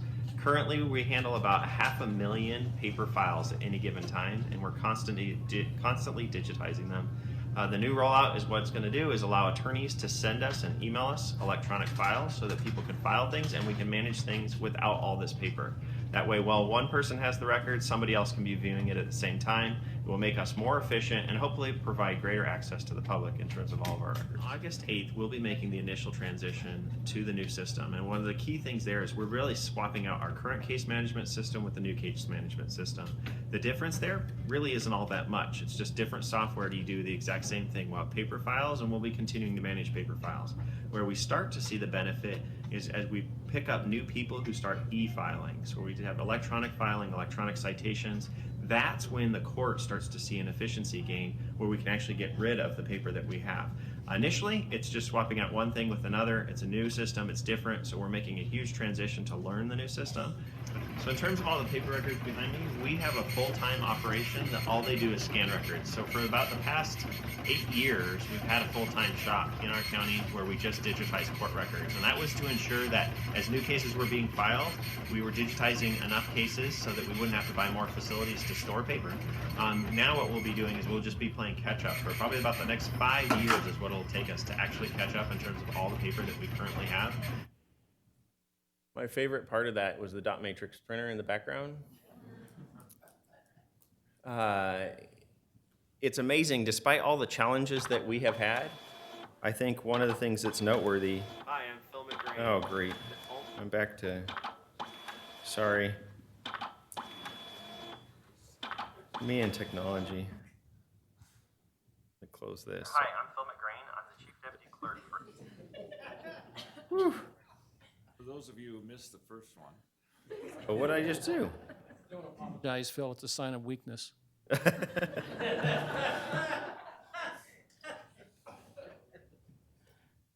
see, this will take us back to where we were. Oh, sorry. There goes my weakness. What's going on? Yeah.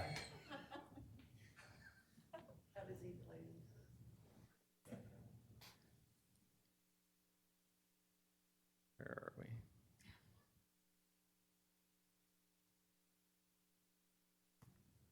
Hi, I'm Phil McGrain. And almost 2 years ago,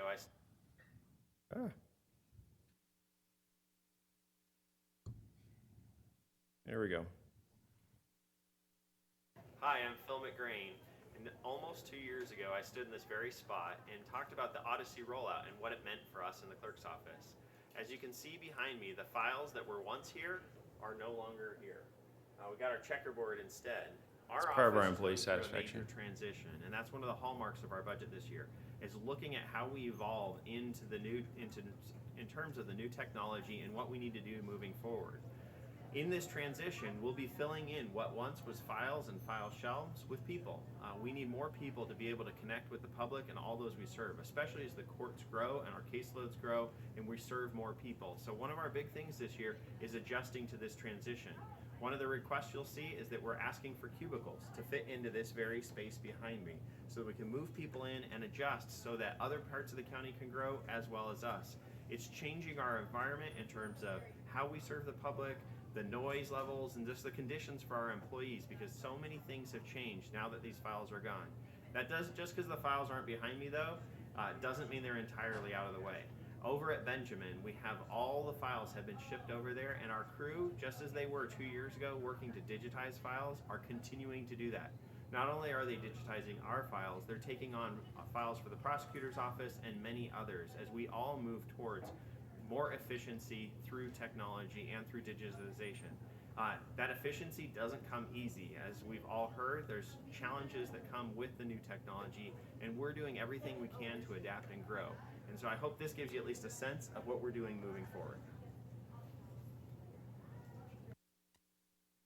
I think, this is a good example. When you look at those file shelves, and I know you guys have been through there, it's remarkable to see how many files are gone. I mean, the volume is crazy, and it has changed so many things in our office. One of the most notable ones is just the noise. Those paper files served as a good noise dampener, and now anything out front can be heard in the back, and it's definitely a big adjustment. The courts really, the Odyssey transition, as much as it has saved us in terms of paper, has added additional work all around. Being in the clerk's office, that hits us hard in the center. Many of the jobs have changed. So we were the first office to reach out to HR this year, really to look at a market adjustment for our people and to focus on, when we talk about the employee satisfaction survey, the number one thing we've heard over the past year is looking at wages. The jobs have changed. We used to have personnel who were dedicated to physically moving files around. Their job was to refile files, put them where they were, load the mailboxes for the judges. All of those jobs are gone. Now it requires much more technical skill to be able to operate in Odyssey to do some of the same functions. It's not really the exact same. It's saying the work has changed in terms of what we're doing. And the challenge that we've faced since we rolled out Odyssey is we've kind of been playing rob Peter to pay Paul to get resources where we need it. Or we've been straining people further than we probably should be in terms of what their workload is and what needs to be done. So we have a couple, our most significant requests really tie into this area. First off is the 5% is a 5% increase for court clerks. This is 5% in addition to the 3%. So it would be a total of 8%, assuming the 3% was approved. The basis for that, I'm gonna pull up just some of the information. We spent a lot of time researching this. Maybe I will. There we go. We spent a lot of time working both with HR, where they pulled comparable information from around the area, but also we did our own research in terms of using the Bureau of Labor Statistics, looking at comparable jobs throughout the West. So you can see here in the map down below. This is, well, no, you can't. I can. Let's see. There you go. Now you can. In terms of the map here, so this is some of Anthony's work looking at, so you can see the regions highlighted, trying to look at comparisons.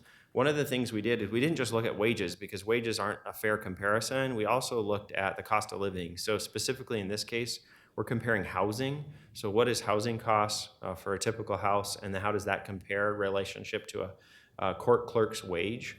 And what you can see here is we are the little orange dot down here. There's us. The line would be the median wage, where you can see it going throughout. And so what this request is to bring us up to just about, we'll be slightly under, so we'll be similar to where Pueblo, Colorado is in terms of wages. They're still not high wages. You look at the median wage is $35,000 a year. That's one of the interesting things for our office.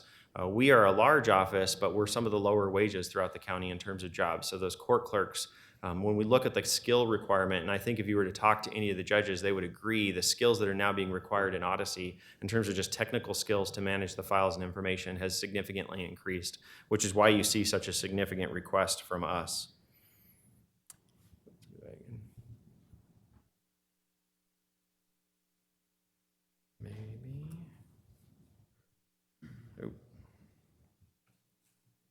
In addition to that increase, we also have an increase.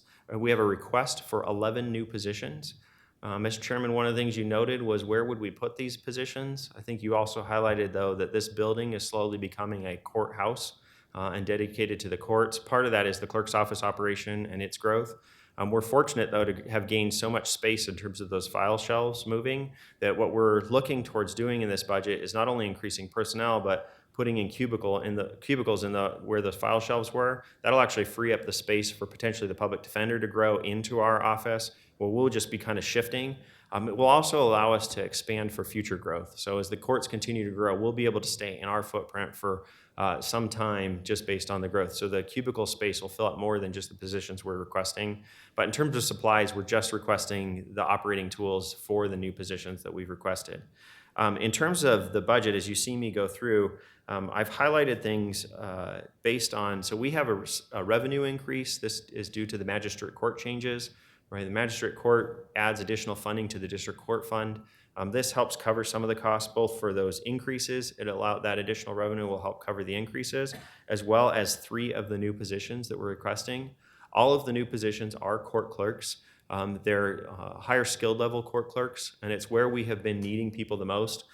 The critiques we hear both from attorneys and the judges relate to our ability to process files. So in the civil cases, we've had challenges on and off where when filings come in, most people are thinking we're able to respond quickly and handle that file. Sometimes it can take us days to do it. It's something we monitor. At one point, we were up to 7 days behind. That was quite a while ago, and that's a real problem because what could happen in some instances is a judge would show up to a hearing, the parties would show up to a hearing, but the filing that had been filed had never made it to the court. And that is a serious problem for the courts. We've been able to remedy that, but the way we remedy it is stealing clerks from someplace else. So whenever we fix one problem, it's kind of just playing patches and moving people around. We've really been struggling. And I know there's members of the court system who've wanted to try and take on new endeavors. A big challenge for us, though, is just the staffing and the people to be able to do that. It's why you see such a significant request. One of the most notable things with this, though, is Canyon County. So Canyon County transitioned to Odyssey it was about a year behind us. And one of the things I noted at a county presentation back in February is they seem to have made the turn on Odyssey more smoothly than we did. Now, mind you, we were kind of leading the effort, so there's some reasons for that. But really, when I started to talk to my counterpart over there, one of the number one things that stood out was people. Canyon County proportionally has the equivalent of 40 more clerks than we do, right, in terms of their number of clerks related to their population and caseload. So we are actually a little bit larger than double their size, but if you double their staff, they would have 40 more clerks than we do. With 40 additional clerks, I could get a lot more done too. And so that's why I'm asking for 11 of those 40 to be able to keep up with what we have. I think we found efficiencies in the process, but we need more people so that we can be up on those filings, so we can have more support for the in-court clerks. They've really taken a lot of the burden as it relates to Odyssey. And so that's where you see in terms of the request, though, the significant request for our office is that $427,000, and that's specifically for new positions, and that is one of our supplementals. Throughout the process, I've highlighted the supplemental requests in green on my slide, so you can distinguish which ones are contained within our operating budget and which ones are supplemental. In addition to that supplemental, we also have the cubicles that I've referenced to fill in that space. That just does the cubicles. We're anticipating that the Public Defender's Office, through their grant, will be able to cover some of the remodeling. We've talked with Tony, and that's been worked out. Because we're giving up space for them to be able to fill, they'll be able to cover some of our remodeling costs as we jointly do it, but we still need to cover the costs as it relates to our cubicles, the physical structure we'll be using. We also have, and you hear me talk about this all the time, it goes back to employee satisfaction. We have money budgeted, $30,000 for a break room remodel. What we want to do is take our current appeals room. So it's just when you walk into our office in the courts, it's just off to the side. Currently, we operate appeals. Similarly, it has file shelving contained in there. We're still using that file shelving, but here soon it will go away too. And we would like to convert that room to a break space. It's one of the most significant things that goes unnoticed. And one of the oversights of this building, we have a lot of human beings in here, and people just need somewhere to sit down and take a break or eat a lunch. And that really contributes a lot to people's satisfaction. If you note at any time of the day, you go out into the main lobby, there's pews out there. I'm pretty confident when the building was built, the pews were thought to be used by the public. Instead, I will guarantee that probably 98% of the use is clerk employees who are sitting there taking breaks or eating their lunch. I don't think the vision for the pews out in the hall in the main entryway was for clerks to be eating their lunch. It would be better to have a space available to them. I think this, in combination with the potential for remodeling the cafe and trying to make a break space for all county employees, would be a really big boost. And really it has to do with the volume. I mean, I know the question has come up, do we need that much space? But when you look at the size of our operations that are here in the building, it really does play a significant role. And in relative terms, it's not a huge cost to be able to do it. It's some minor adjustments. The biggest thing is putting in a door in the space. And like you guys know, everything costs a lot when we try to make remodeling changes to this building. I want to just pause and just to emphasize before I shift away from some of our core operations is this really is, if we're prioritizing the wage increase for our court clerks and getting additional court clerks is by far and away our highest priority for the clerk's office. It is where we are feeling the most strain within our office. Odyssey has been a big adjustment. As you've heard from all the departments presenting, the growth has been a challenge, and we're continuing to try and operate in that, but we need resources. And you'll probably hear that from Larry Reiner as he follows. We're seeing in this room right now on Thursdays is a courtroom, right? It's a less than ideal space, and we really need to do something. I know you guys are working on addressing parking and some of the other facilities needs, but we're feeling it not just in terms of facilities, but operational in terms of people as well. Before I switch away from the courts, I just want to note as well faces file conversion. That really isn't our office, but it's the prosecutor's office specifically would be the bulk of it. We looked at doing a third party, as you know, that didn't work out this last year. So the plan instead, plan B, is our office is going to take that on. We've actually already hired temporary people and are working on the prosecutor's office this year with the funding that they had available for this year. But then this will be going forward. The cost, since we'll be doing it year to year, the annual cost will be much different than it was in the CIP program. What we've asked for next year is $198,000. That's to fund 4 people to do the backing off and everything to get it so we can keep scanning that. And so RRC, our Records Retention Center, will be focused on both our office as well as prosecutor's office. And they've been able to support a number of different offices throughout the county in terms of as we make this transition to digital. Phil, before you leave that Yep, page, please. do you have a dollar figure regarding the 5% increase for the court clerks? I do. Give me just a second. It's $141,000.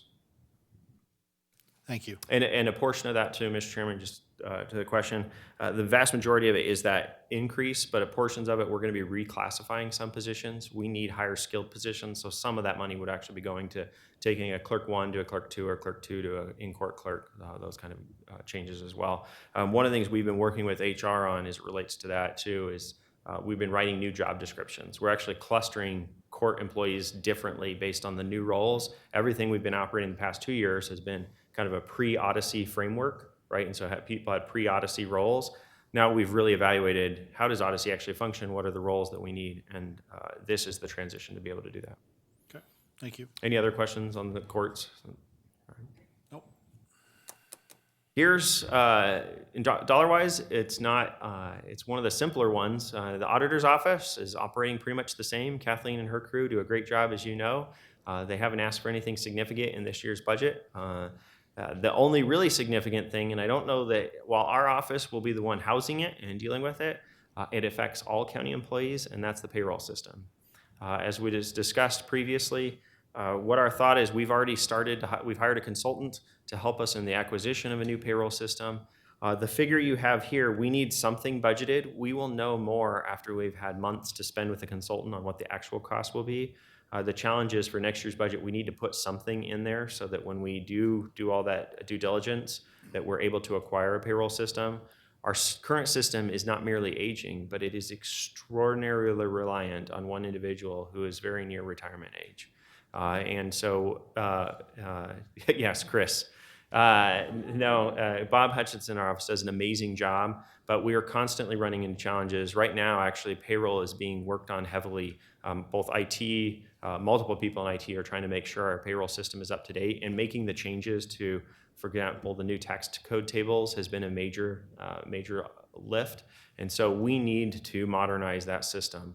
Most of the IT programmers are not capable of operating in it because it's a different language. It's not, they are operating in a more modern language where this is an older system. And so there's fewer people in IT able to even to work on this system. And it's one of those too that we're trying to be ahead of it. I'm pretty sure this could move up to number 1 in priority if we missed one payroll. And so we would like to avoid that situation and just make this a highlight at the beginning. In terms of budgeting for it, it will not actually be in the clerk's office. What we've advised, because this is more of a figure that we're holding in place, we've advised that it goes in Department 30, your department, in the general fund, so that when we actually go to spend the money, we have to go back through this process with you to actually vet the approval of that money. So neither IT or the clerk's office will have access to those funds. It will be specifically with you, the board. The recorder's office. The recorder's office plays a very significant role in our operation, specifically in terms of revenue with the growth and everything. While we have multiple departments that are in the general fund, multiple divisions in the general fund, 96% of the funding for those divisions comes from recorder fees. So we actually, despite like elections would very much be typically a tax-supported function, the auditor's office would be a tax-supported function, we generate enough in terms of recording fees that we're able to operate the elections office, the auditor's office, and the recorder. That 4% still does remain, so we are not totally non-tax reliant, but we do the heavy lift. And so they play a significant role. It also means it's where it gets a lot of our attention in terms of making sure we keep our customers happy, the title companies, and the people transacting with our office. We have some changes in this office. With all the growth, specifically the real estate boom that we've seen, we have fallen behind on being able to keep up with the recordings. We play catch up regularly. We need an additional position for the recorder's office in order to be able to keep up with volume. I mean, it's very closely tied to the housing market. So anytime you hear about real estate, think the recorder's office is very busy. An interesting note on that, we're seeing as much as almost 40% of our recordings being cash buyers in terms of the housing. And that's one of the really fascinating things to watch. We're fortunate that the overwhelming majority now is electronic. So we actually, recording is one of those things like Steve O'Meara talked about, where our recording staff could operate almost anywhere and be able to do their work because it's all coming out. We still have a counter presence. We still have people come in, and we definitely have our marriage licenses and liquor licenses, but recordings themselves are becoming very heavily online. Additionally, just because of that growth and the responsibility, our supervisor, we have a significant special salary adjustment increase for our supervisor for that division. It used to be we had one supervisor who managed both the Records Retention Center and recorder. We split those up right before the Odyssey transition because now RRC really needs a dedicated person to manage the court files, especially as we've taken on phases and everything else.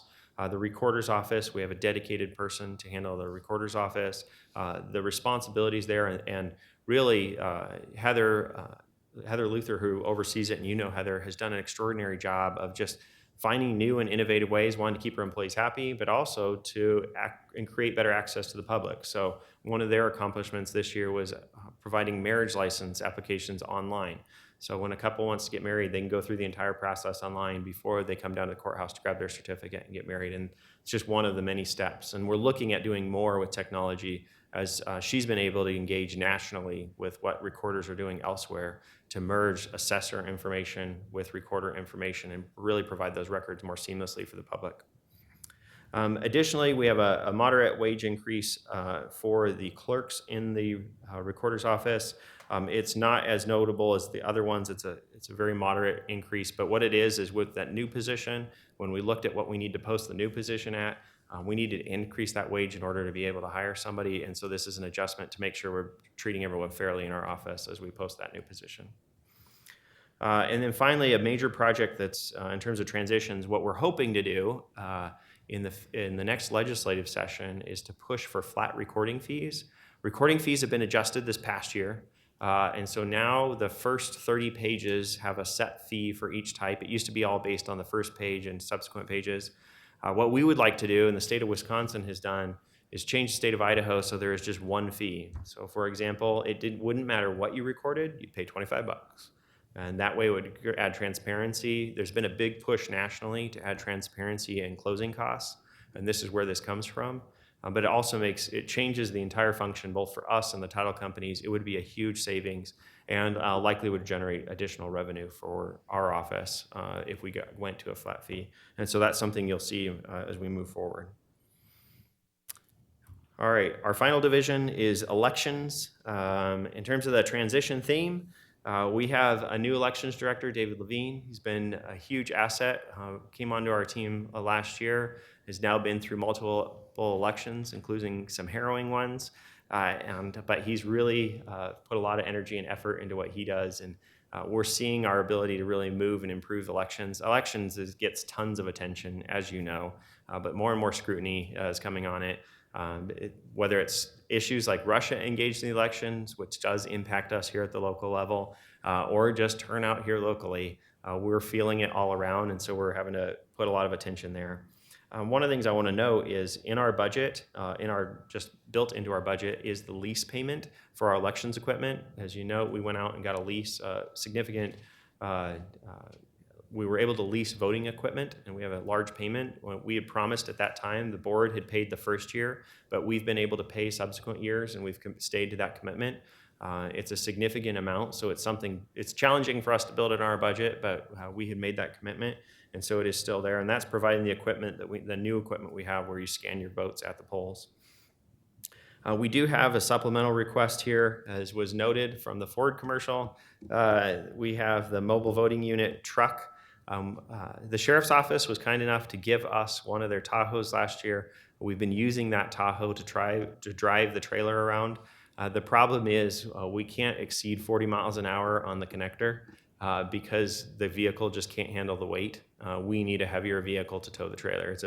It's big enough that we need a heavier vehicle, and so we're looking for a dedicated truck to be able to pull this. This was in our budget last year. We had made the option to try and do this. We have tried it, and it has not worked nearly as effectively as what we need to be able to move that thing around. And so the $40,000 would cover a truck for towing that. A couple other noteworthy things, though, built into our budget, into Consolidated Elections, we're going to convert a part-time position to a full-time position. We have a specialist we hired over this past year. We also have money for ballot tracking software, mail ballot tracking software. So voters, it's a big issue that we have to monitor heavily during an election, and voters are always wanting to know, where is my ballot? Both, did it get to them, as well as where is it coming back to us? And there's software out there that tracks that. We need to buy additional voting equipment in advance of the general election. And then the last thing I want to note, this is actually not part of our budget request. In the past, we've had one of the CIPs has been for electronic poll books. We juggled around whether to submit it this year as a CIP or not. It's never been one of the higher priorities in terms of the CIP process, but it's been in there. It wasn't a high priority until May of this year. As you may recall, this is what we experienced at the polls on May 15th. Turnout was off the charts in the Democratic primary. Almost 3 times as many people voted as did 4 years prior to that. As I've mentioned to you before, noteworthy is we voted more people in the Democratic primary in Idaho this year in Ada County than voted statewide 4 years ago. That certainly caught us flat-footed. It was a scramble to make sure that the election came off smoothly, which thankfully it did. Turnout was not only high in the Democratic primary, it was also very high in the Republican primary. And so it was a big challenge. I bring those up because electronic poll books would have made an enormous difference. We would be able to then monitor what is going on at the polls. Right now, it's us calling around, and we have 150 locations that we're managing, and we're making phone calls constantly. How many ballots do you have? What's going on? At times, poll workers were telling us we would deliver new ballots to them, and they said, we don't need those. And our point was, yes, you do. You just don't know it yet. And it was a challenging day. Had we been able to monitor and track that information, electronic poll books, now it was highlighted to us as a necessity that we need to be able to move forward and have. So what it would be is when you go into the polls, we would look you up and your voting information there. And it's part of the transition to where everything is moving forward with that. Yeah, Commissioner. Went over that pretty fast. I heard you use that phrase, electronic poll bloop, and then again you said electronic poll bloop. Poll book. Book? So you think of the paper where you sign your name, you check in, and Rick Visser, and you sign in. We would now do that electronically. And by doing that, at the central location, we would actually be able to monitor how many people had shown up when, right? And we have stats from the past, and we would know in real time what are our performance metrics, what do we expect versus what's happening, and we would be able to respond accordingly and know it for all 150 locations. Affordable option? There's, I think, so in terms of budgeting, this isn't in this year's budget, but we did do an RFP once, so we have a lot of information about it. And it's about $500,000 to cover all 150 locations. And so, yeah. Thank you, sir. With that, Mr. Chairman, if you have any questions, you can direct them to me or our clerk. Gentlemen, any questions for Phil? No. Yes, sir. I've got. Commissioner Visser, He also went through. pull your mic down. Hello, Mike. Electronic leases, are elections leases election equipment? And is that done on an annual basis or is it done per event? Good question, Mr. Chairman. Commissioner Visser, we have a A lease through Zion's Bank, they purchased our new election system, half of it. We purchased half of it, they purchased half of it, and we have a 5-year lease. We will eventually own that equipment, but we have a 5-year lease to own from them. And so currently we're paying annually for that lease just because of that initial capital investment that was required. And is Zion doing it as an investment, or do they use it also? They don't use it also, it's an investment for them. There is interest related to the lease. Great, thank you. Thank you, sir. What year are we into that lease with them? This will be the 3rd year. Yeah, this will be the 3rd year. So 2 more to go after. More to year, yeah, correct. Thank you. Thank you, sir. Is that it? Okay. You know, I don't believe I have any questions. I want to thank you for your presentation. It was very entertaining, very good, done very well. And as, you know, as I've stated before, we're very, very thankful for you, your, Chris, your office, Kath, all the folks that work for you, your clerks. You do a great job under, sometimes the conditions, you know, we get pressed. But thank you. So that'll be it for your presentation. Run while you can. Next up, Kathleen, we will have the public defender.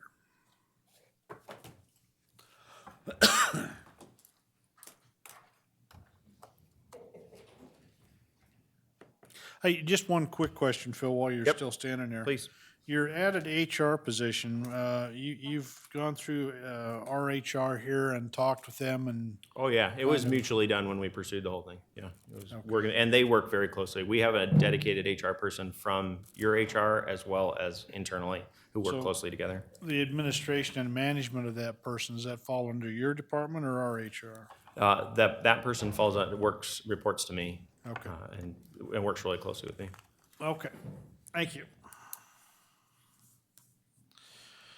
So Kathleen's going to give the general overall picture of the public defender, and then Tony gets to come up and enlighten us.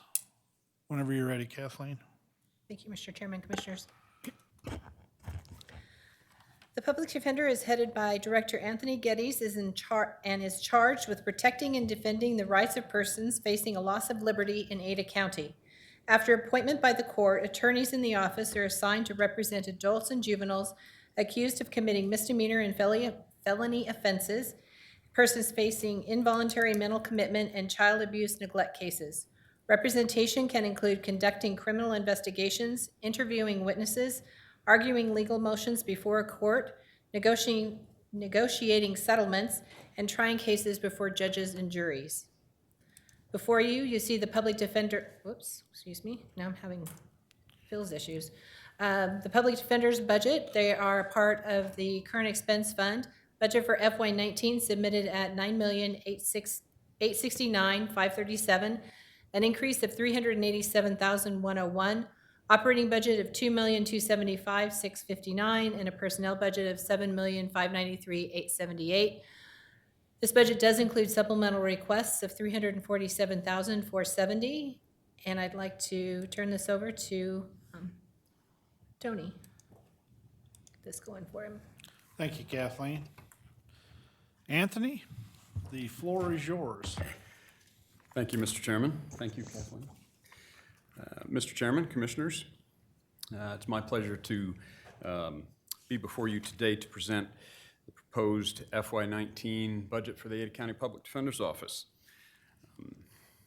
We are an in-house, county-funded public defender office supported and funded by Ada County with supplemental grant funding through Idaho's Public Defense Commission. The Constitution mandates appointment of counsel in certain cases where a fundamental right is at risk and the person is without the means to retain their own counsel.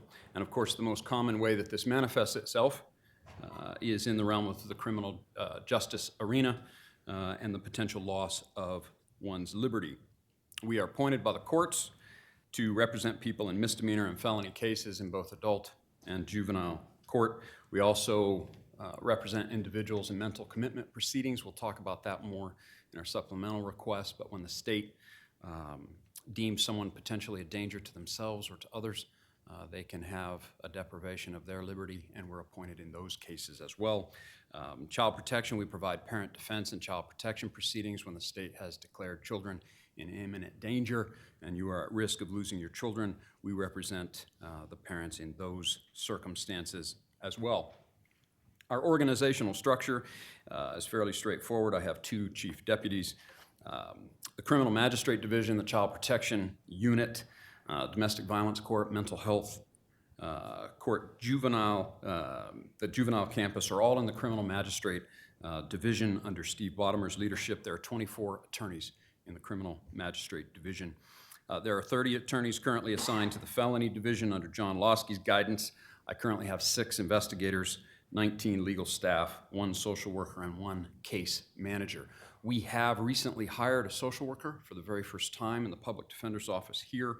She has become an outstanding resource to our clients to help them tie into services in the community related to housing, treatment, med management, employment, transportation, etc. We also have a case manager, a position that is essentially just another point of contact for our clients, someone who can keep in touch with them, remind them of court dates in an endeavor to cut down on failures to appear. This is a position funded by the MacArthur Grant that Sheriff Bartlett and his team worked so hard to obtain. Our criminal misdemeanor magistrate division consists of 16 attorneys divided into 8 teams. They handle first appearances, video arraignments at the jail, all misdemeanor cases and probation violations. They also handle domestic violence docket and mental health commitment proceedings out at the juvenile campus. And we'll discuss that a little bit later in our supplemental request as well. All of our magistrate attorneys handle their own appeals.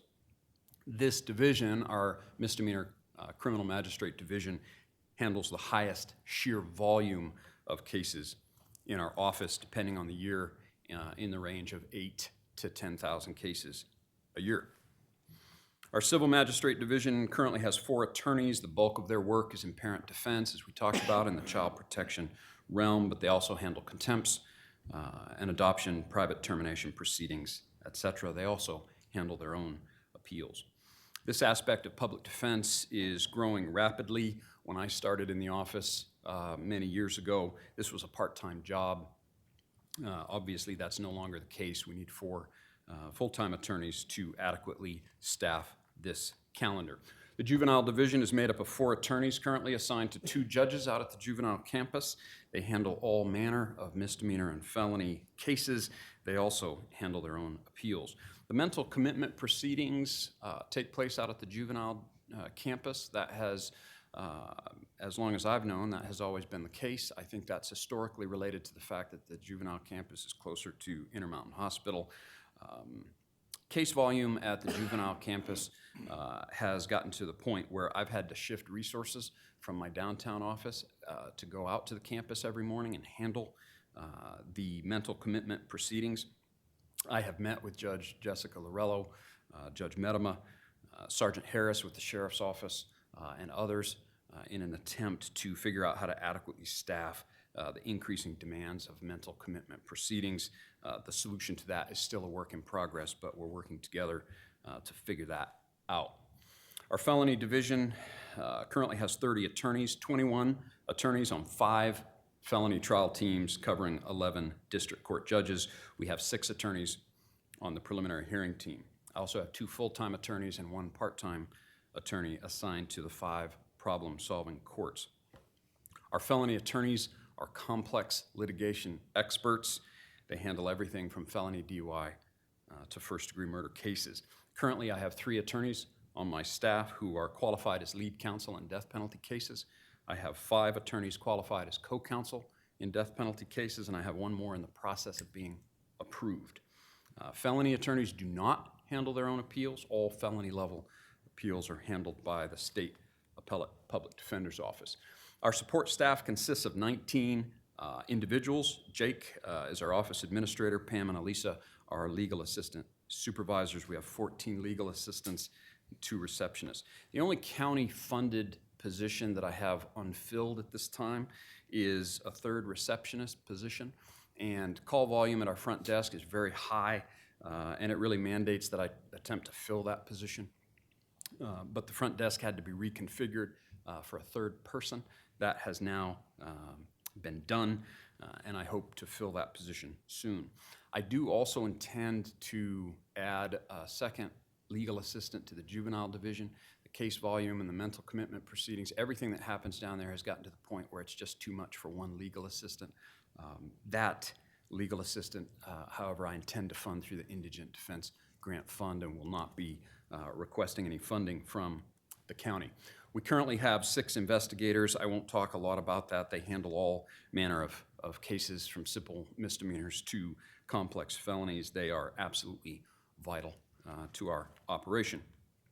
And as is my custom, because I love them, I've got to throw some pie charts at you. This is just simply a pie chart that shows the attorney to staff ratio. Support staff includes our legal assistants, our social worker and case manager, and our investigators, and it shows that we have a fairly, what I believe to be a fairly balanced 2-to-1 ratio attorneys to staff. This chart, or graph, shows the cases opened per division since 2010. Orange are the misdemeanor cases, blue are the felony cases. It's a pretty straightforward graph. A couple of things pop out at us here. The first is that while they ebb and flow a bit, the misdemeanor filings are fairly consistent in the 8,000 to 10,000 range. They haven't changed a lot depending on the year. But the second thing that we see is the felony filings in blue have increased dramatically since 2012. I know that Jan talked about that a little bit. I echo those sentiments. Our felony filings are projected in 2018 to double from the numbers from 2012. And I have recently had to shift resources in my office. Similarly to Jan, I've had to shift resources from my magistrate division, one attorney to a felony trial team and one attorney to the preliminary hearing team to handle that increased caseload volume at the felony level.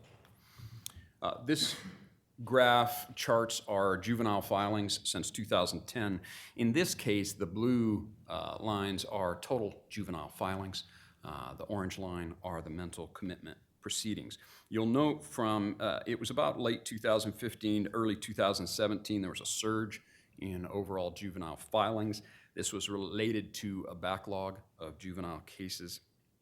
And in an attempt to rectify that situation and get current, a large number of juvenile cases were filed and hit the system. We've gone past that surge, but overall, the numbers at the juvenile campus continue to rise. I don't see any end to that in sight, which is why I've had to shift, as I previously said, resources from my downtown office down to the juvenile campus to handle the mental commitment proceedings. They just don't have the staffing to do it. Many years ago, Steve Bottomer handled the involuntary commitment proceedings, and there would be 2 or 3 a week. Today, it's not uncommon to have 5 or 7 or even more a day. It's just simply not any longer a part-time job. The next slide shows our A and B budgets over time since 2010. It's fairly straightforward. You'll see our operating budget has remained relatively flat since 2014, around the $2 million range. The A budget, our personnel budget, obviously has increased proportionally to represent the attorneys and staff that we've needed to handle the increasing case volume. Our entire public defender budget for 2018, $11.25 million. The personnel budget funded by the county, $7.3 million. The operating budget also funded by the county is $2.2 million. Total county funding for our office provided by Ada County, $9.58 million. At the beginning of this fiscal year, 2018, we had $1.668 million in the Indigent Defense Grant Fund, and we'll go into how we spend that money a little bit later. And just because it's beautiful, this is a pie chart that basically takes that previous information and puts it in a pie chart form. You'll see that 65% of our funding from the county is for personnel, 20% is operating, and the gray is the 15% of our total budget that derives from the Indigent Defense Grant Fund. This chart helps you to understand how we break down our personnel budget. 71%, the orange, is allocated to attorneys. 22% is allocated to staff. That's what you see in gray. The smaller parts of the chart are miscellaneous items related to overtime, sick sweep, health insurance cushion, that sort of thing. And this breaks down our operating budget. The largest portion of our operating budget, we've talked about this before, is our conflict expenses. 61% of our operating budget in 2018 are projected to go to conflict costs. The second largest piece of that pie that you see in gray is defense-related expenses such as expert witnesses, which you are aware are not cheap, evaluations, transcript costs, also not an inexpensive cost. The blue, the 10%, the smallest part of our operating budget, is related to expenses that are pertinent to running the office. Office supplies, furniture, computer-related equipment, professional licenses, etc. We've discussed conflicts before. As we've talked about, I've worked hard to be much more intentional about those, to be much more selective. We have reduced conflict costs significantly. When I became Chief Public Defender in 2016, we paid $1.2 million in conflict costs for FY 2016.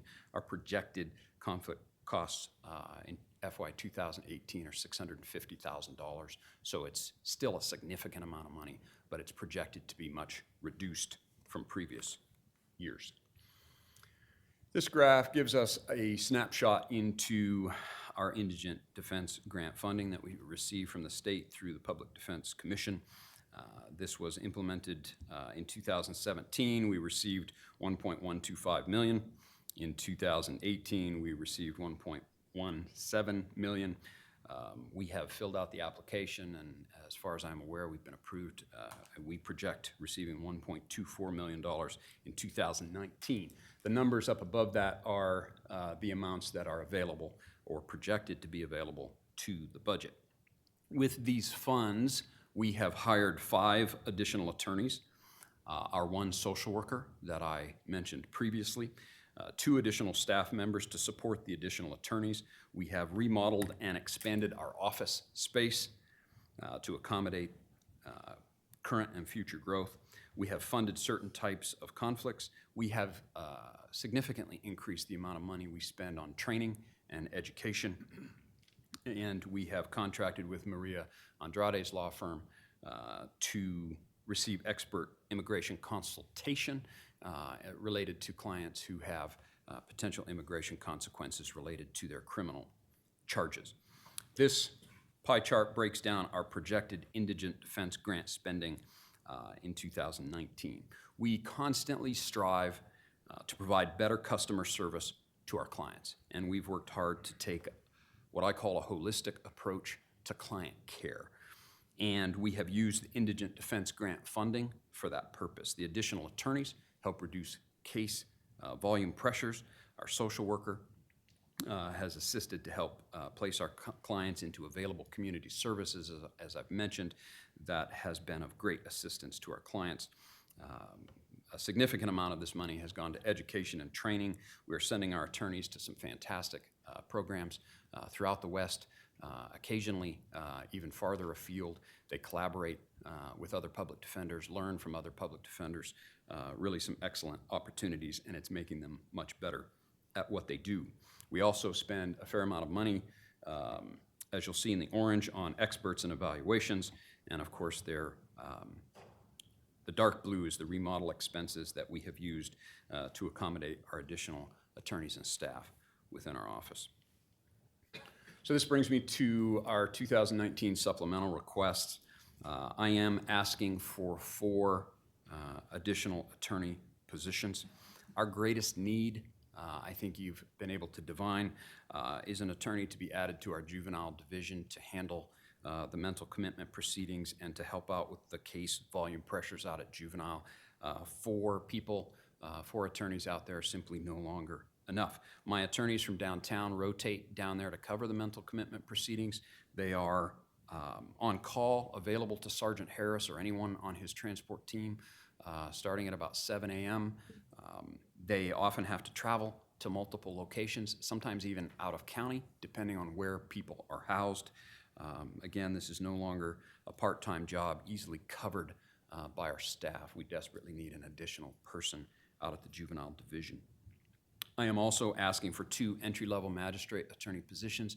As I previously discussed, I had to shift attorney resources to the felony division to help cover the increase in those numbers, which left our magistrate division 2 attorneys short. I'm asking for 2 attorneys to replace those we lost in the magistrate division to the felony division. I'm also, for the very first time, asking for 1 research and writing specialist, an attorney who specializes in research. I'm essentially asking for a research division of 1. A large part of what we do is filing our own motions, our pleadings. We file briefings in support of those motions. That takes a tremendous amount of time and expertise, and frankly, we're good at it. But having someone who is dedicated to just research and writing could be of great assistance to our trial attorneys as they cope with increasing case volume, particularly at the felony level. So those are my supplemental requests. I will note we have staffed this in my office. We believe we can cover these additional attorneys with our current staff. I'm not asking for additional investigators or legal assistance. To accommodate additional attorneys and staff that we've hired recently, we hope to hire in the future. We'll discuss our office expansion.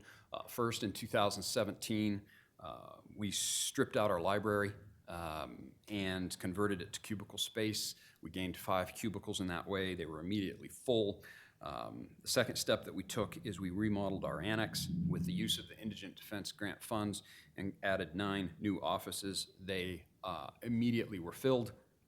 We are currently at capacity. Every space is occupied. We still have actually 2 attorneys in cubicles. They're doing fine, but obviously that's not ideal. The clerk's office, as Phil mentioned, has graciously agreed to give us some of their space that is adjacent to our east wall of our annex.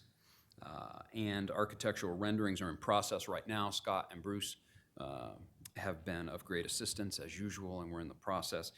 It's not been finalized, but we anticipate an addition of around 10 to 12 additional offices with that expansion. The final kind of remodel expense I think that we need to look at is our restroom shortage. We currently have 2 single occupancy restrooms, 1 for men, 1 for women, to serve 82 people in the office. Lines at the restrooms are not uncommon. My plan ultimately is to remodel our restrooms to make them multiple occupancy, and that Phil and Bruce are helping us with the design of that right now. So you've asked us to specifically address our accomplishments. We have made many changes. I'll highlight a few. First, we've greatly enhanced, as I've stated, our training and education. We also have what is becoming a rather robust in-house training program that we have. We put on a couple of educational seminars within our own office once or twice a month, sometimes more, depending on circumstances. When I send attorneys to seminars or trial schools, I have them present to the office what they learned and to share with the office. I have initiated much greater level of supervision and oversight of our attorneys and staff. We have also created attorney levels with appropriate job descriptions and pay bands pertinent to those levels. We've initiated performance evaluations, and those evaluations are tied directly to promotions and merit pay increases. This is a merit-based system. We are much more intentional about providing wraparound services to our clients, as I've mentioned, to include social worker services, case manager services, and immigration consultations. We've also spent some time reducing conflict costs. We have some fantastic conflict attorneys. They do great work for us, but we're much more careful about assessing which cases actually need to be conflicted. We are constantly seeking to innovate ideas through collaboration with all stakeholders. We continue to be involved in the video prelim process on Thursdays and Fridays. I think both Sheriff Bartlett and his team and our office would like to expand that. There are some complications to that, but we're working through some of those issues. We have a new visitation system at the jail that has been just great for our attorneys. I've heard nothing but good about that. I'd like to take a moment and give a shout out to Sheriff Bartlett and his staff. They have worked very well with us. We have better and easier access to our clients than we ever have in my time here, and Sheriff Bartlett deserves a lot of credit for that. We also continue to be involved in a pretrial release program that we're working on with the clerks and the courts, and we're continuing to have meetings, and hopefully we'll be able to implement that soon. Essentially, our efforts to get better at what we do never really end. Our goals for the future really just continue to relate back to our changes and accomplishments that we just talked about, our continuing efforts to get better at what we do. And I have to just say, the county makes that easy. This commission has been very supportive of this office. Thank you. We really appreciate it. All the departments in the county, I know you've heard this from others, but the Ada County is a fantastic place to work. From Cassie and her HR department, they've been very helpful. To operations, Scott and Bruce are always willing to help. Steve O'Mara and his crew, if something goes wrong, you call Steve and it gets fixed. It's just fantastic. The sheriff and his team, I've already talked about them. The clerk's office, Chris and Phil, and their willingness to work with us. Our adversaries across the aisle in the courtroom. We all work hard. We have mutual respect for each other, and we work together to solve problems. Ada County is a great place to work. And the county and you, Mr. Chairman and Commissioners, make it easy for us to thrive and to grow and to get better. I will talk briefly about our challenges. You've heard it repeatedly, but it's worth saying again. Our seminal issue is case volume pressure. It affects all of us all across the system, from the courts to the jail, law enforcement officers, probation and parole, Department of Corrections, prosecutors, public defenders, clerks, everybody across the entire system feels the pressure of the increased volume of cases. Cases are also more complex. I know that Jan talked about that in her presentation. I just echo that sentiment. They continue to be more complex. It increases our workload and frankly, the stress of our attorneys. Clients are ever more sophisticated, and that's a good thing, frankly. They are more knowledgeable in the age of the internet. There are a lot of things that you can do to educate yourself on what's going on. It can create a problem, however, when it creates unrealistic expectations, and that creates stress on our attorneys that have to have some difficult conversations with clients who have unrealistic expectations. Which leads me into my next point. Expectations for the services that we provide to our clients continue to rise.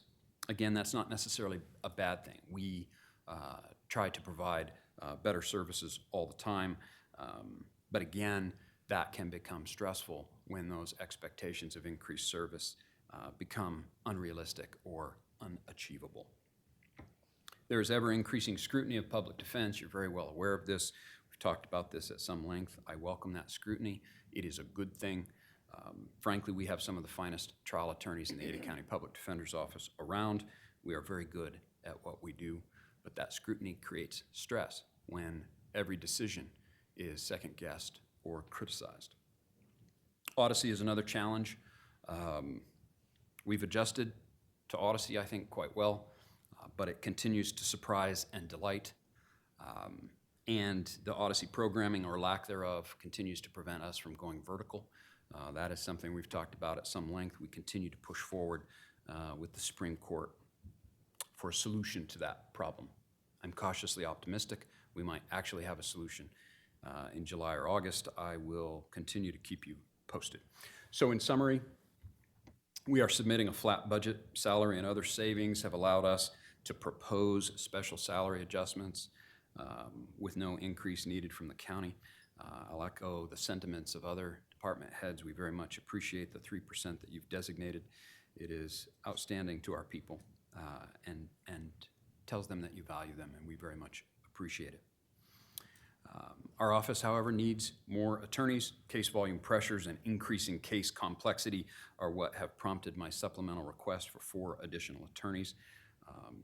And I will just conclude by saying that the state of your public defender's office is strong. It's become a very desirable place of employment. And we have you to thank for that. Thank you. And with that, Mr. Chairman, Commissioners, I will stand for questions. Thank you, Tony. Any questions for Tony? Just a comment. If I Commissioner Tibbs? Tony, you and your staff do an excellent job. I know when we meet with I think it's a regional director of the Public Defense Commission, every time she says that Tony Geddes and the Public Defender's, Ada County Public Defender Office is excellent. So thank you. Commissioner Visser? Thank you, Mr. Chairman. Tony, thank you for an excellent presentation, and I particularly am pleased by the big change and the big savings you did in contracts with conflict counsel. We talked about that last year, and the results are evident in your figures, and that is outstanding. So thank you for that, and thank you for your staff that came with you today. Thank you. Thank you, sir. Tony, you don't necessarily have any questions. I do want to make some comments. First and foremost, you and your administrative team, your executive team that you've got there are just excellent on what you do. I would put up our public defenders against anybody in the state. You guys rock. You know, there's some things that I really want to give kudos to you regarding, and I know the sheriff was involved in this also, but regarding your willingness to look at these video prelims and these arraignments to help us think outside the box on how we can save money. You took that on without any hesitation, and I think we've got an excellent product today because of it. So thank you for the willingness to do that. Again, we have excellent people here at the county, Yes, we do. and your team is part of that. Again, put them up against anybody. Thanks for your presentation, very well done, and I don't have any questions, so you're free to run.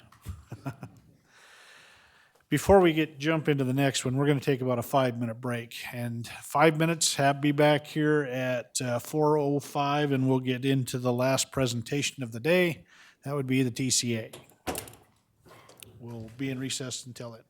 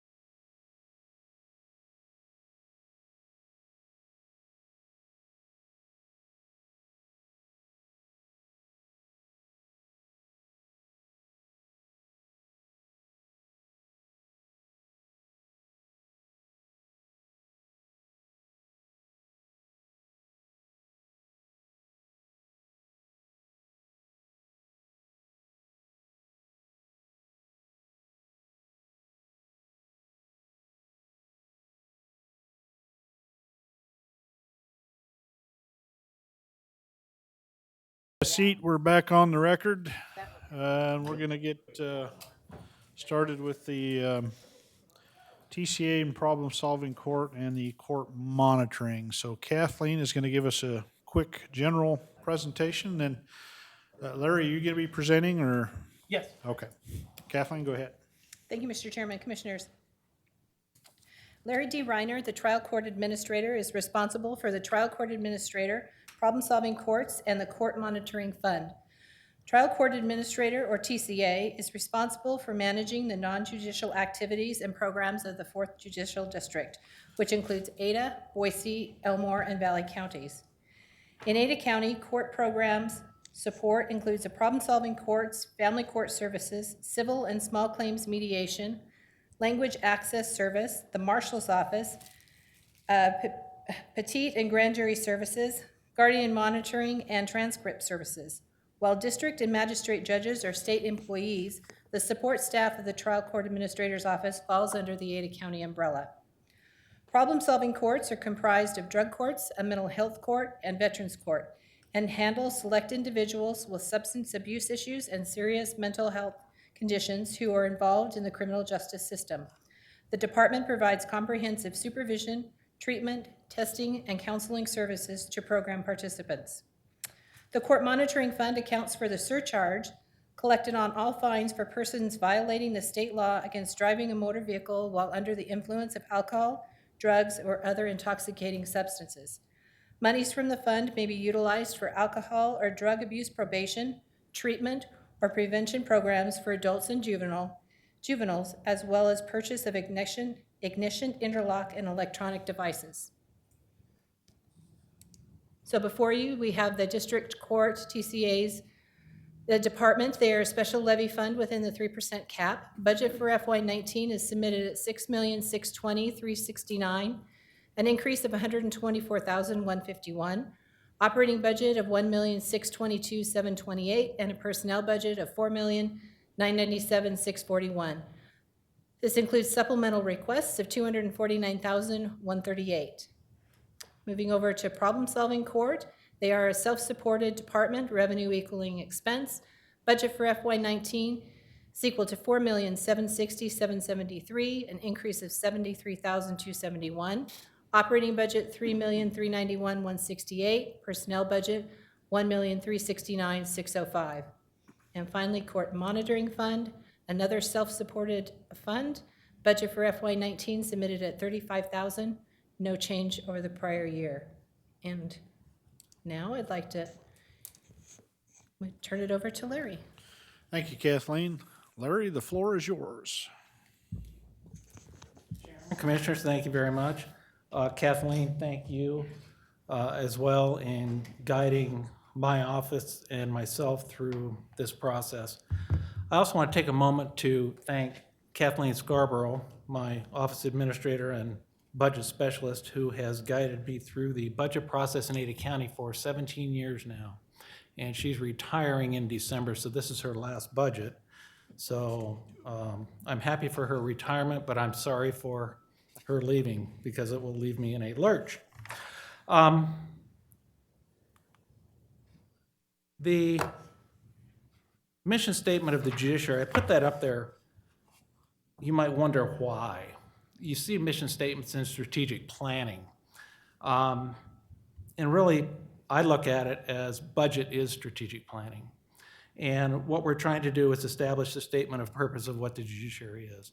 And I show you this as I walk through the budget. I want you to keep in mind the fairness process and the timeliness of what we do in our business in the judiciary as a backdrop for our services. What I'd like to do is go over a few highlights that the court has seen over the last year or so. And we're going to start with the district court and the training programs. We have had this past year, through the leadership of our administrative district judge, Melissa Moody,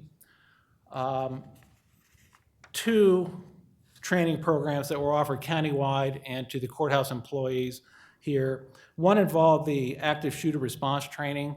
We felt that as a result of the tragedies that are occurring throughout the country, that we better prepare for that here at this courthouse. You have, as a board, have been very supportive of our marshal's office need to address that potential response. This past year, that's greatly appreciated. And we put together a training program for county employees, courthouse employees, in identifying what we do, what they can do, increase their awareness of the situation, and show them that we have a response outward towards any negative situation like that, and it'd be an immediate response. That was very well attended, a very popular program, and I think it was very beneficial to the program.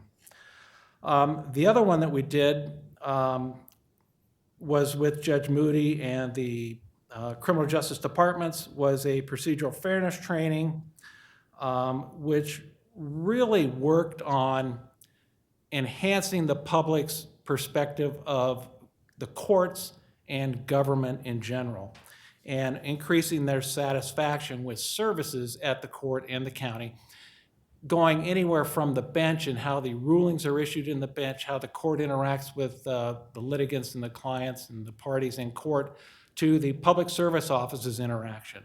And that was done during a noon hour for a week-long period, and that was very well attended. And we think it was very successful and very beneficial to the court and the county and the community in the long run. Some of the other things we're doing, drug courts and the opioid summit. Our drug courts, first of all,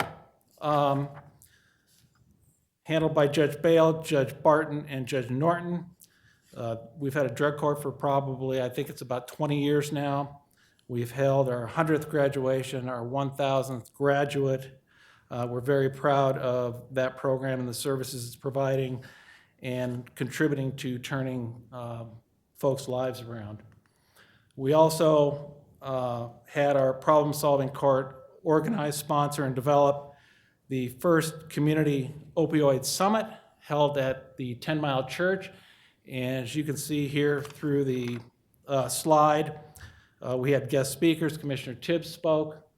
It was very well attended and presented by justice partners, physicians, and service providers. This slide might be available for signature afterwards, I'm not sure.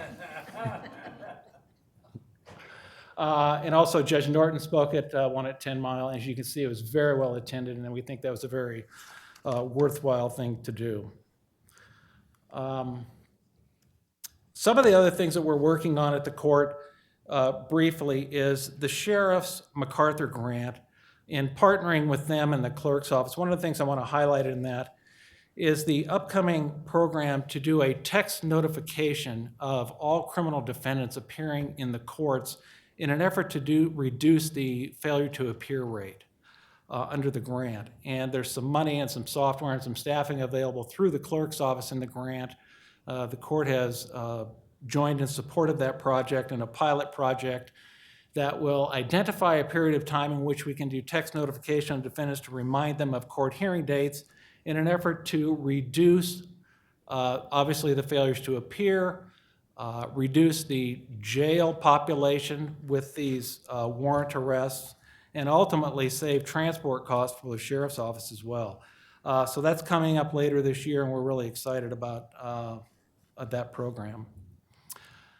One of the big changes that we've made at the court this past year under the leadership of Judge Moody, as well as the Supreme Court, is a move to an on-the-record status at the magistrate criminal level. Historically, prior to this year, much of the work at the magistrate criminal level was done off the record in chambers, primarily due to the high volume of cases.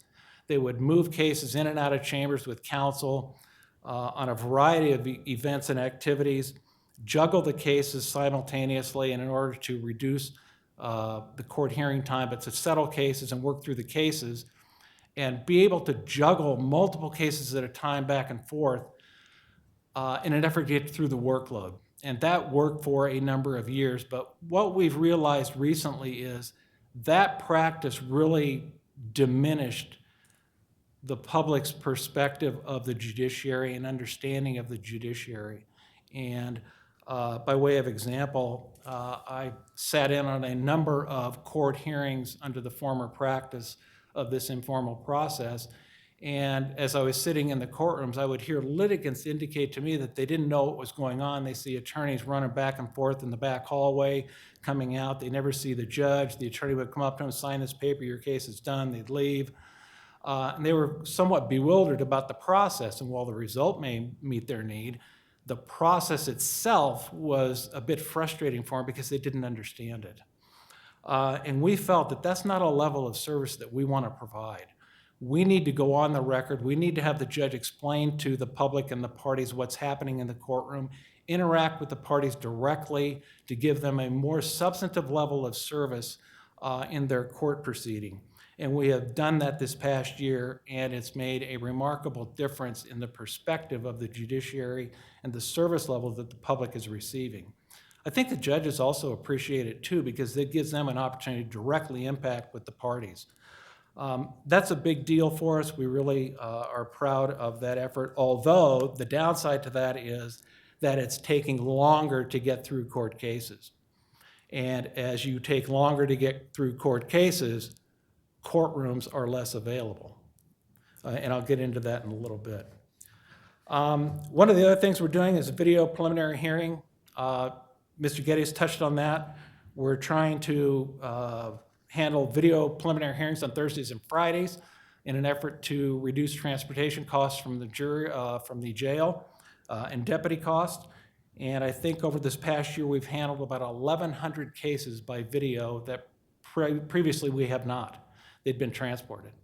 And that's a pretty significant number, and it translates to savings, I think, at the Sheriff's Department in terms of transport costs.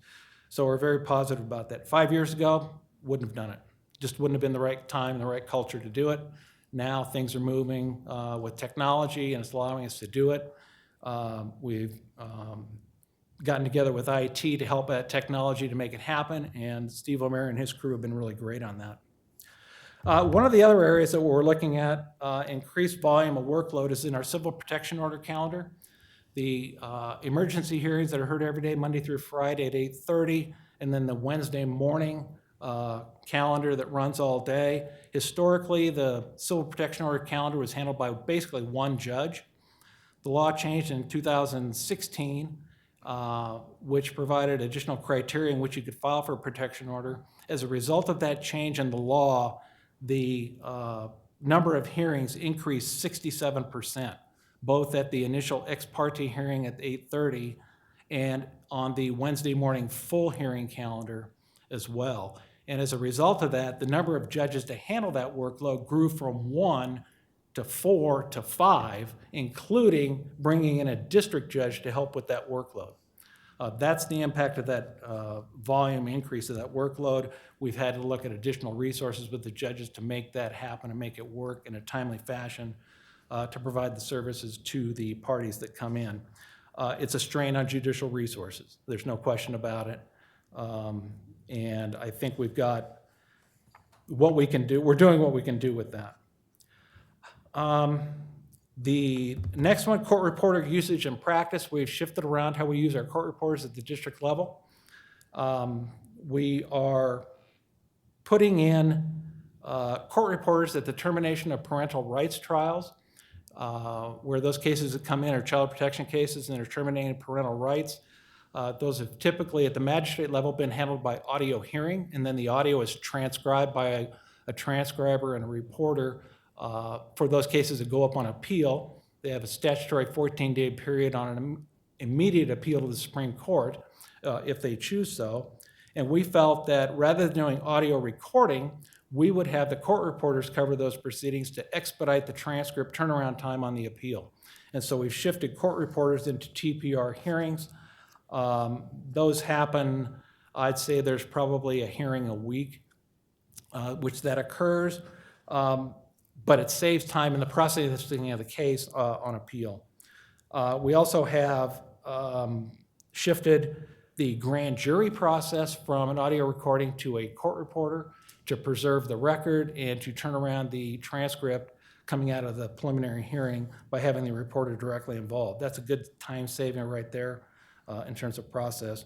And then finally, we're in the middle of working on a project where, because of Odyssey, we may be able to, or we will be able to, have the court reporter electronically file their record with the clerk rather than a paper file, and then have the clerk turn around and scan it into the record.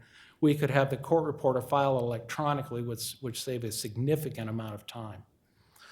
The last one is, I don't know if the board's aware, but we have a partnership with University of Idaho, Concordia, BYU for law interns or externs that come in and help out with the court during the summer months. We have 4 or 5 of those that come in and help with the family law judges and the civil protection order calendar. They gain experience. They're evaluated by the law clerks and the judges, and it's a formal program with the law schools. We're shifting the supervision of those externs to more than one staff attorney that currently is doing it. And that will broaden out the experience for the staff attorneys and supervision and of the work of the externs, and they'll do evaluations of the externs so they get feedback on their services during the semesters that they're here. So that's a very important and a very worthwhile program, both for the court and the law students. Workload highlights, I just want to highlight a couple of areas in the TCA office. The language access, the growth of the number of incidents of interpreters has grown significantly over FY17. So has the number of trials involving interpreters from 17 in 2016 to 63 in this past year, a significant growth. And we're also expanding the number of languages that we're seeing. I think it's in part due to the refugee populations coming in and assimilating into the community with a little bit of difficulty. But nonetheless, the number of required languages that we're seeing in the court has significantly grown in just over a couple of years. The third thing in language access is remote video interpreters. And we've used that in the clerk's office on the public side for a number of years in an effort to save some money, both at the clerk's office or the court in providing interpreters to provide this service. But if somebody comes in with a language issue, we can dial in through a computer for a video remote interpreter to handle that proceeding with the clerk. The cost of that is covered by the Supreme Court. So it'd be no cost to the county or the court in providing that service. And we're moving that into the courtroom on selected proceedings at the authority and authorization of the judge, where they may be able to use that technology as well. That's a growing, expanding area, but it is something that could produce some pretty significant savings. On the guardianship program, guardianship monitoring program side, that program is designed really to monitor the well-being of protected persons through guardianship. And the workload of that program has grown significantly considering the staff that's currently assigned to handle it. We have 1 coordinator and 1 clerical support handling 1,800 active cases. I'll get into it in a minute about the supplemental request, but that's a very high volume of work.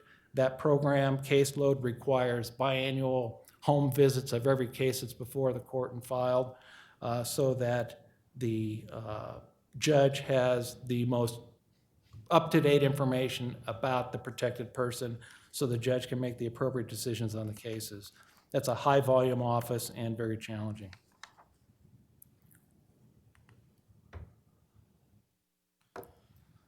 Some of the other things that we're looking at, challenges, constraints, and needs. On the personnel side of it, you don't have it in front of you, but it's within budget, and you'll see it next week, or if you haven't seen the materials already that's been distributed. We have a number of wage increases that are within budget at the support of the county HR department. We're looking at that, and that's primarily due to increased workload and market comparability areas. Workload increases include the mental commitment hearings at juvenile court, as Mr. Geddes had alluded to or spoke to earlier, as well as our criminal workload and our GMP workload. Felony increases are up pursuant to conversation and discussion with Ms. Bennett's earlier. Technology changes. As you know, the Operations Department is looking at upgrading the court technology in every single courtroom. We have a few courtrooms that have been done already, but the vast majority have not. I'll be working with Scott Williams, the Operation Director, to coordinate how best to do that if you see fit to approve that project or a portion of it, to make sure that we get the appropriate technology in the courtrooms. Right now, the technology is so insufficient that we can't play audio or video files that the prosecutor has, so the prosecutor has to bring in their own laptop. We sort of jury rig it mechanically to get it to play in the courtroom. It's very awkward, it's not good technology, and just highlights the need for an upgrade to the technology. Marshall radios, I'll get into that in the supplements, but Marshall radios are breaking and we need to replace them. They're 10 years old. And then the telephone recycling, the software change on the telephones, as I understand it at the county level here, we're on a 3-year cycle to replace the telephones. This coming year will be year 3 of 3. And then the facilities, you're well aware of the need for the additional courtroom and the relocation of our drug treatment center. Let me quickly get into the supplemental requests for the Trial Court Administration Department. In summary, we're looking at $249,000, $138 for A and B combined in our supplements. Those supplements include a request for an administrative specialist as a result of the increase in workload in our civil mental commitment hearings out at juvenile court. As you heard from Mr. Geddes and the prosecutor, those petition filings are exploding. We currently process all requests for designated examiners through the TCA office, literally call the doctors to schedule them, receive their examination reports, get those over to the court so they can decide what to do on those cases. They're set on very quick notice, very short notice. The volume is overwhelming, and what we would like to do is hire an administrative specialist that we would assign to juvenile Denton facility, directly work with the court and the doctors over there as necessary to process these cases. The other thing we'd like to do with that position, I think will benefit the juvenile court, is I think we have the ability and an opportunity to hire someone who would be bilingual. If that's the case, there are a number of clients at juvenile court, both on the clerk side and the probation side, that are Spanish speaking. And if I can be successful in hiring a bilingual administrative specialist, we could provide language access services to those services over there at no additional cost to juvenile court and probation. It would be a win-win. It would be an immediate response for language access services at juvenile court. Dawn Burns, the director of juvenile, has worked with us and been very supportive of our needs, and she's provided office staff for the assistant TCA, Sandra Barrios, on an interim basis. But our long-range plan would be to use that office space for this administrative specialist to provide those dual services, and I think it's a win-win. The second request is for a home visitor for our guardianship monitoring program. We're doing about 85 home visits a month by that coordinator who also has office and file review work. 85 visits a month. They probably spend an hour to an hour and a half on each visit. And so in order to remain current at that 85, that's all they would be doing. And they're getting buried by the home visit requirement. They go out to the protected person, do an interview with them, fill out a report, submit it to the court. It takes time. Based on that workload growth and volume, we really need a home visitor position to help with that program. We have office space available for it here at the courthouse, and it would be a tremendous way to enhance services to the litigants and the public. I want to highlight commitment proceedings that we're handling at juvenile court. The workload is so high in that historically we've had the juvenile court judges take that workload. But the volume has grown so much that we just don't have that flexibility to do it. Based upon an analysis of the workload of the juvenile court, we reassigned one of the 3 judges out there downtown here to the magistrate level to address the workload here. That juvenile court workload is manageable with the 2 judges, but it necessitates a change on the civil commitment hearings in that we have a Court of Appeals judge assigned by the Supreme Court to help us with that workload. That's how heavy that volume is. I want to highlight that for you and let you know that in addition to the judges here at the courthouse and the senior judges, we've got a Court of Appeals judge helping us out on assignment from the Supreme Court. Letting go is hard, we know, but don't hide behind your slides. I'm not.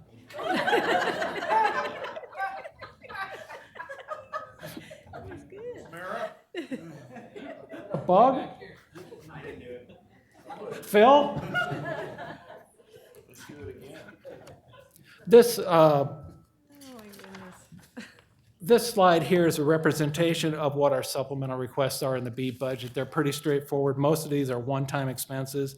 The Marshall radios, like I said, we have this year budgeted for 4 radios that are completely broken. There's a total of 22 additional radios that are not broken but working but are old, 10 years old. We will be looking at replacing those 22 next year, but we're looking at 4 this year in order to replace the ones that are broken.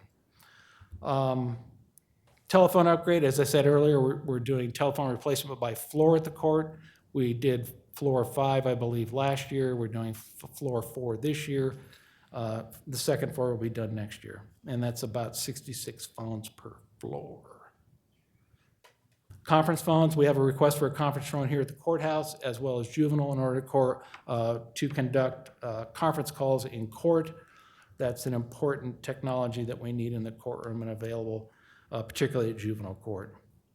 We have a request for a laptop computer. As you know, we met with Commissioner Case, we met with you a while back to talk about a way to do public outreach as to the court business and what we're doing and all the successes that we're having as an outreach project to highlight the good work that the court is trying to do. And we have a judge who is available and experienced in video production, and that judge needs a laptop to develop those video presentations. And I think that would be an opportunity for the county to take advantage of that. Well worth it in my mind. The next one, and that'd be a one-time cost, obviously. Another one-time cost is a prox card reader. We have a prox card reader on the 2nd floor. We want to move to a room on the 5th floor. It's a hearing room that is used for staffing. And if we had a prox card reader on that door, it would control the traffic flow because it has access to the back hallway and the chambers area. Prox card would really provide some security in that regard. And the cost is simply to move it from floor 2 to floor 5. We're asking for an increase in mental health evaluations. These are both Idaho Code 18211s, where the defendant has a question on his mental capacity of fitness to proceed, and Idaho Code 192522, where there's a question about if a mental condition exists upon sentencing. Both of those, you gave us $44,000 last year due to workload increases and case volume increases.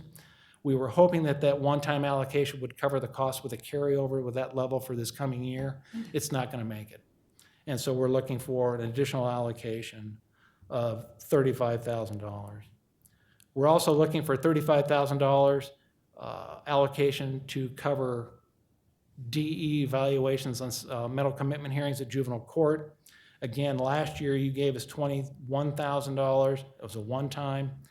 That amount didn't make it due to the exploding workload in that area, so we're requesting an additional $35,000 for those line items. I am asking that those be considered for ongoing. Those are costs that we really don't have a lot of control over. They come in the door and we've got to process them. We try and manage it within budget as best we can, but if it's an ongoing cost, I think it would be better in the long run to handle it that way.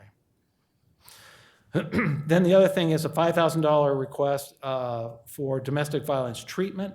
on our domestic violence cases, I am suggesting that we treat that as a one-time expense to see how that plays out over the coming year rather than ongoing, for purposes of evaluations and treatment on domestic violence. Total, $129,472. So there's your total.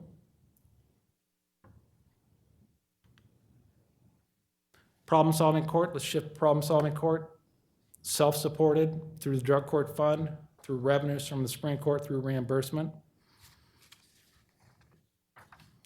We're simply asking for a market adjustment of 74 cents an hour for our UA techs who do urinalysis observations relating to the drug court random testing. And there are 6 part-time UA techs. The total on that would be $44.90. Again, that's a self-funded department. Ignition Interlock is another department managed by the TCA. Interlock is $15 surcharge on all guilty pleas and convictions relating to motor vehicles. It's revenue supported 100%. We project about $35,000 a year annually in revenues. We have found historically that whatever revenue amount is accrued in that account, we use it for ignition interlock devices as ordered by the court, or for substance abuse education and treatment through the jail as ordered by the court. That's primarily 90% of it going for those treatment programs at the jail. That fund is pretty volatile during the year. It goes up and down, and sometimes we have to cut it off and suspend its use because we don't have a lack of funds, but we project the revenue as best we can based on trends. We're projecting about $35,000 this coming year to be available to help with court orders to cover costs for interlock devices and treatment programs at the jail. Let's jump to capital improvement projects. New courtroom. This is the 5th year we've asked for it. You're well aware of it. I think you understand the need for it. The challenge for you is to find out how to make it happen. As background, we have 28 judges in this courthouse, plus 17 senior judges who are assigned throughout the year. That's a total of 45 judges using this courthouse throughout the year, and there are 24 courtrooms. 13 jury courtrooms and 11 non-jury courtrooms. When this courthouse opened, there were 23 courtrooms in 2002. Since that time, we have added 6 judges, 2 district and 4 magistrate. We are to the point where we are struggling to find courtrooms for court activities. The court utilization rate, which I think it's important to factor in, is something that we look at, and how well are we using our courtrooms? I can tell you this, and let me put it in, hopefully in some context.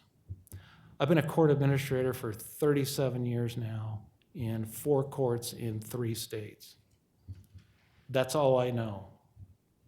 Some might say that's not much, but I can tell you this.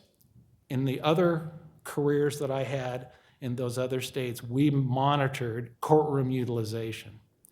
And those courts ran from 60 to 65% utilization rate.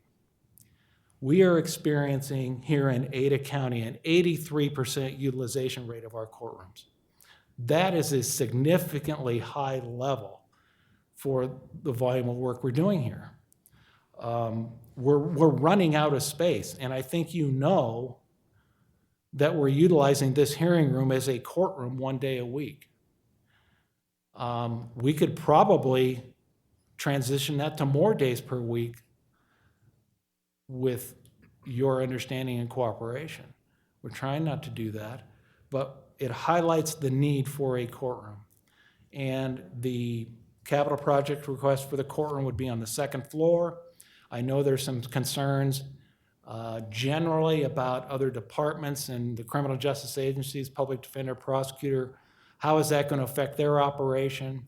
The way I see it, if that courtroom comes about, it would be a general use courtroom for all kinds of proceedings with, in my mind, with the exception of a criminal in custody calendar, because that courtroom does not have a secure holding cell adjacent to it. So there would not be a criminal in custody calendar in that courtroom. There might be a criminal trial in there, maybe an out of custody criminal defendant, or if push came to shove, it may be a single in custody defendant brought down a secure hallway. That would be the rare exception. I would see it used for general purposes trial assignments. And I think based upon my discussions with the other criminal justice departments, they're okay with that and would have minimal impact on their offices based upon how their attorneys are assigned to the judges. So if we moved a judge to that courtroom, that team would go to that courtroom. And it wouldn't be a permanent assignment for that judge. It would be used just like the other courtrooms are on a daily assignment. That's critical. We really, really have that as a high priority as our need, as you well know. There's a picture of this hearing room being used for court trials on Thursdays, and I believe that's Judge Ellis. And you can see the witness there, the officer on the left of the screen. It's greatly appreciated that that room's available.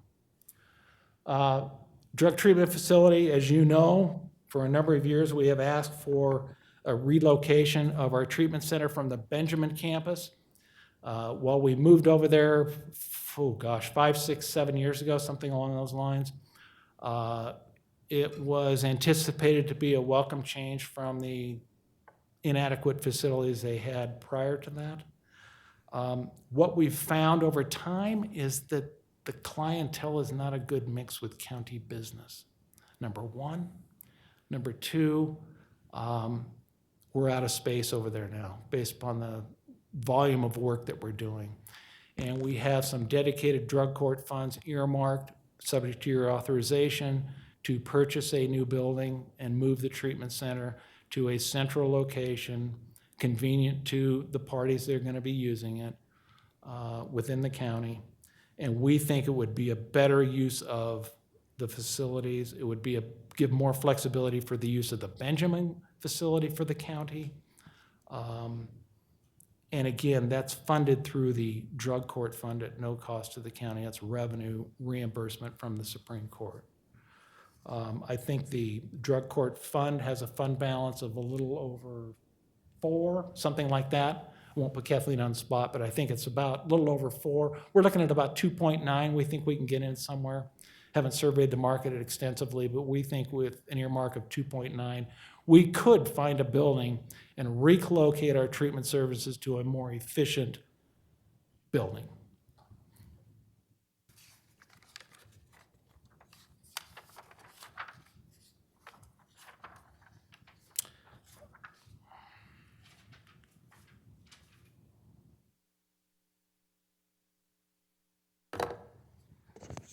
With that, I thank you.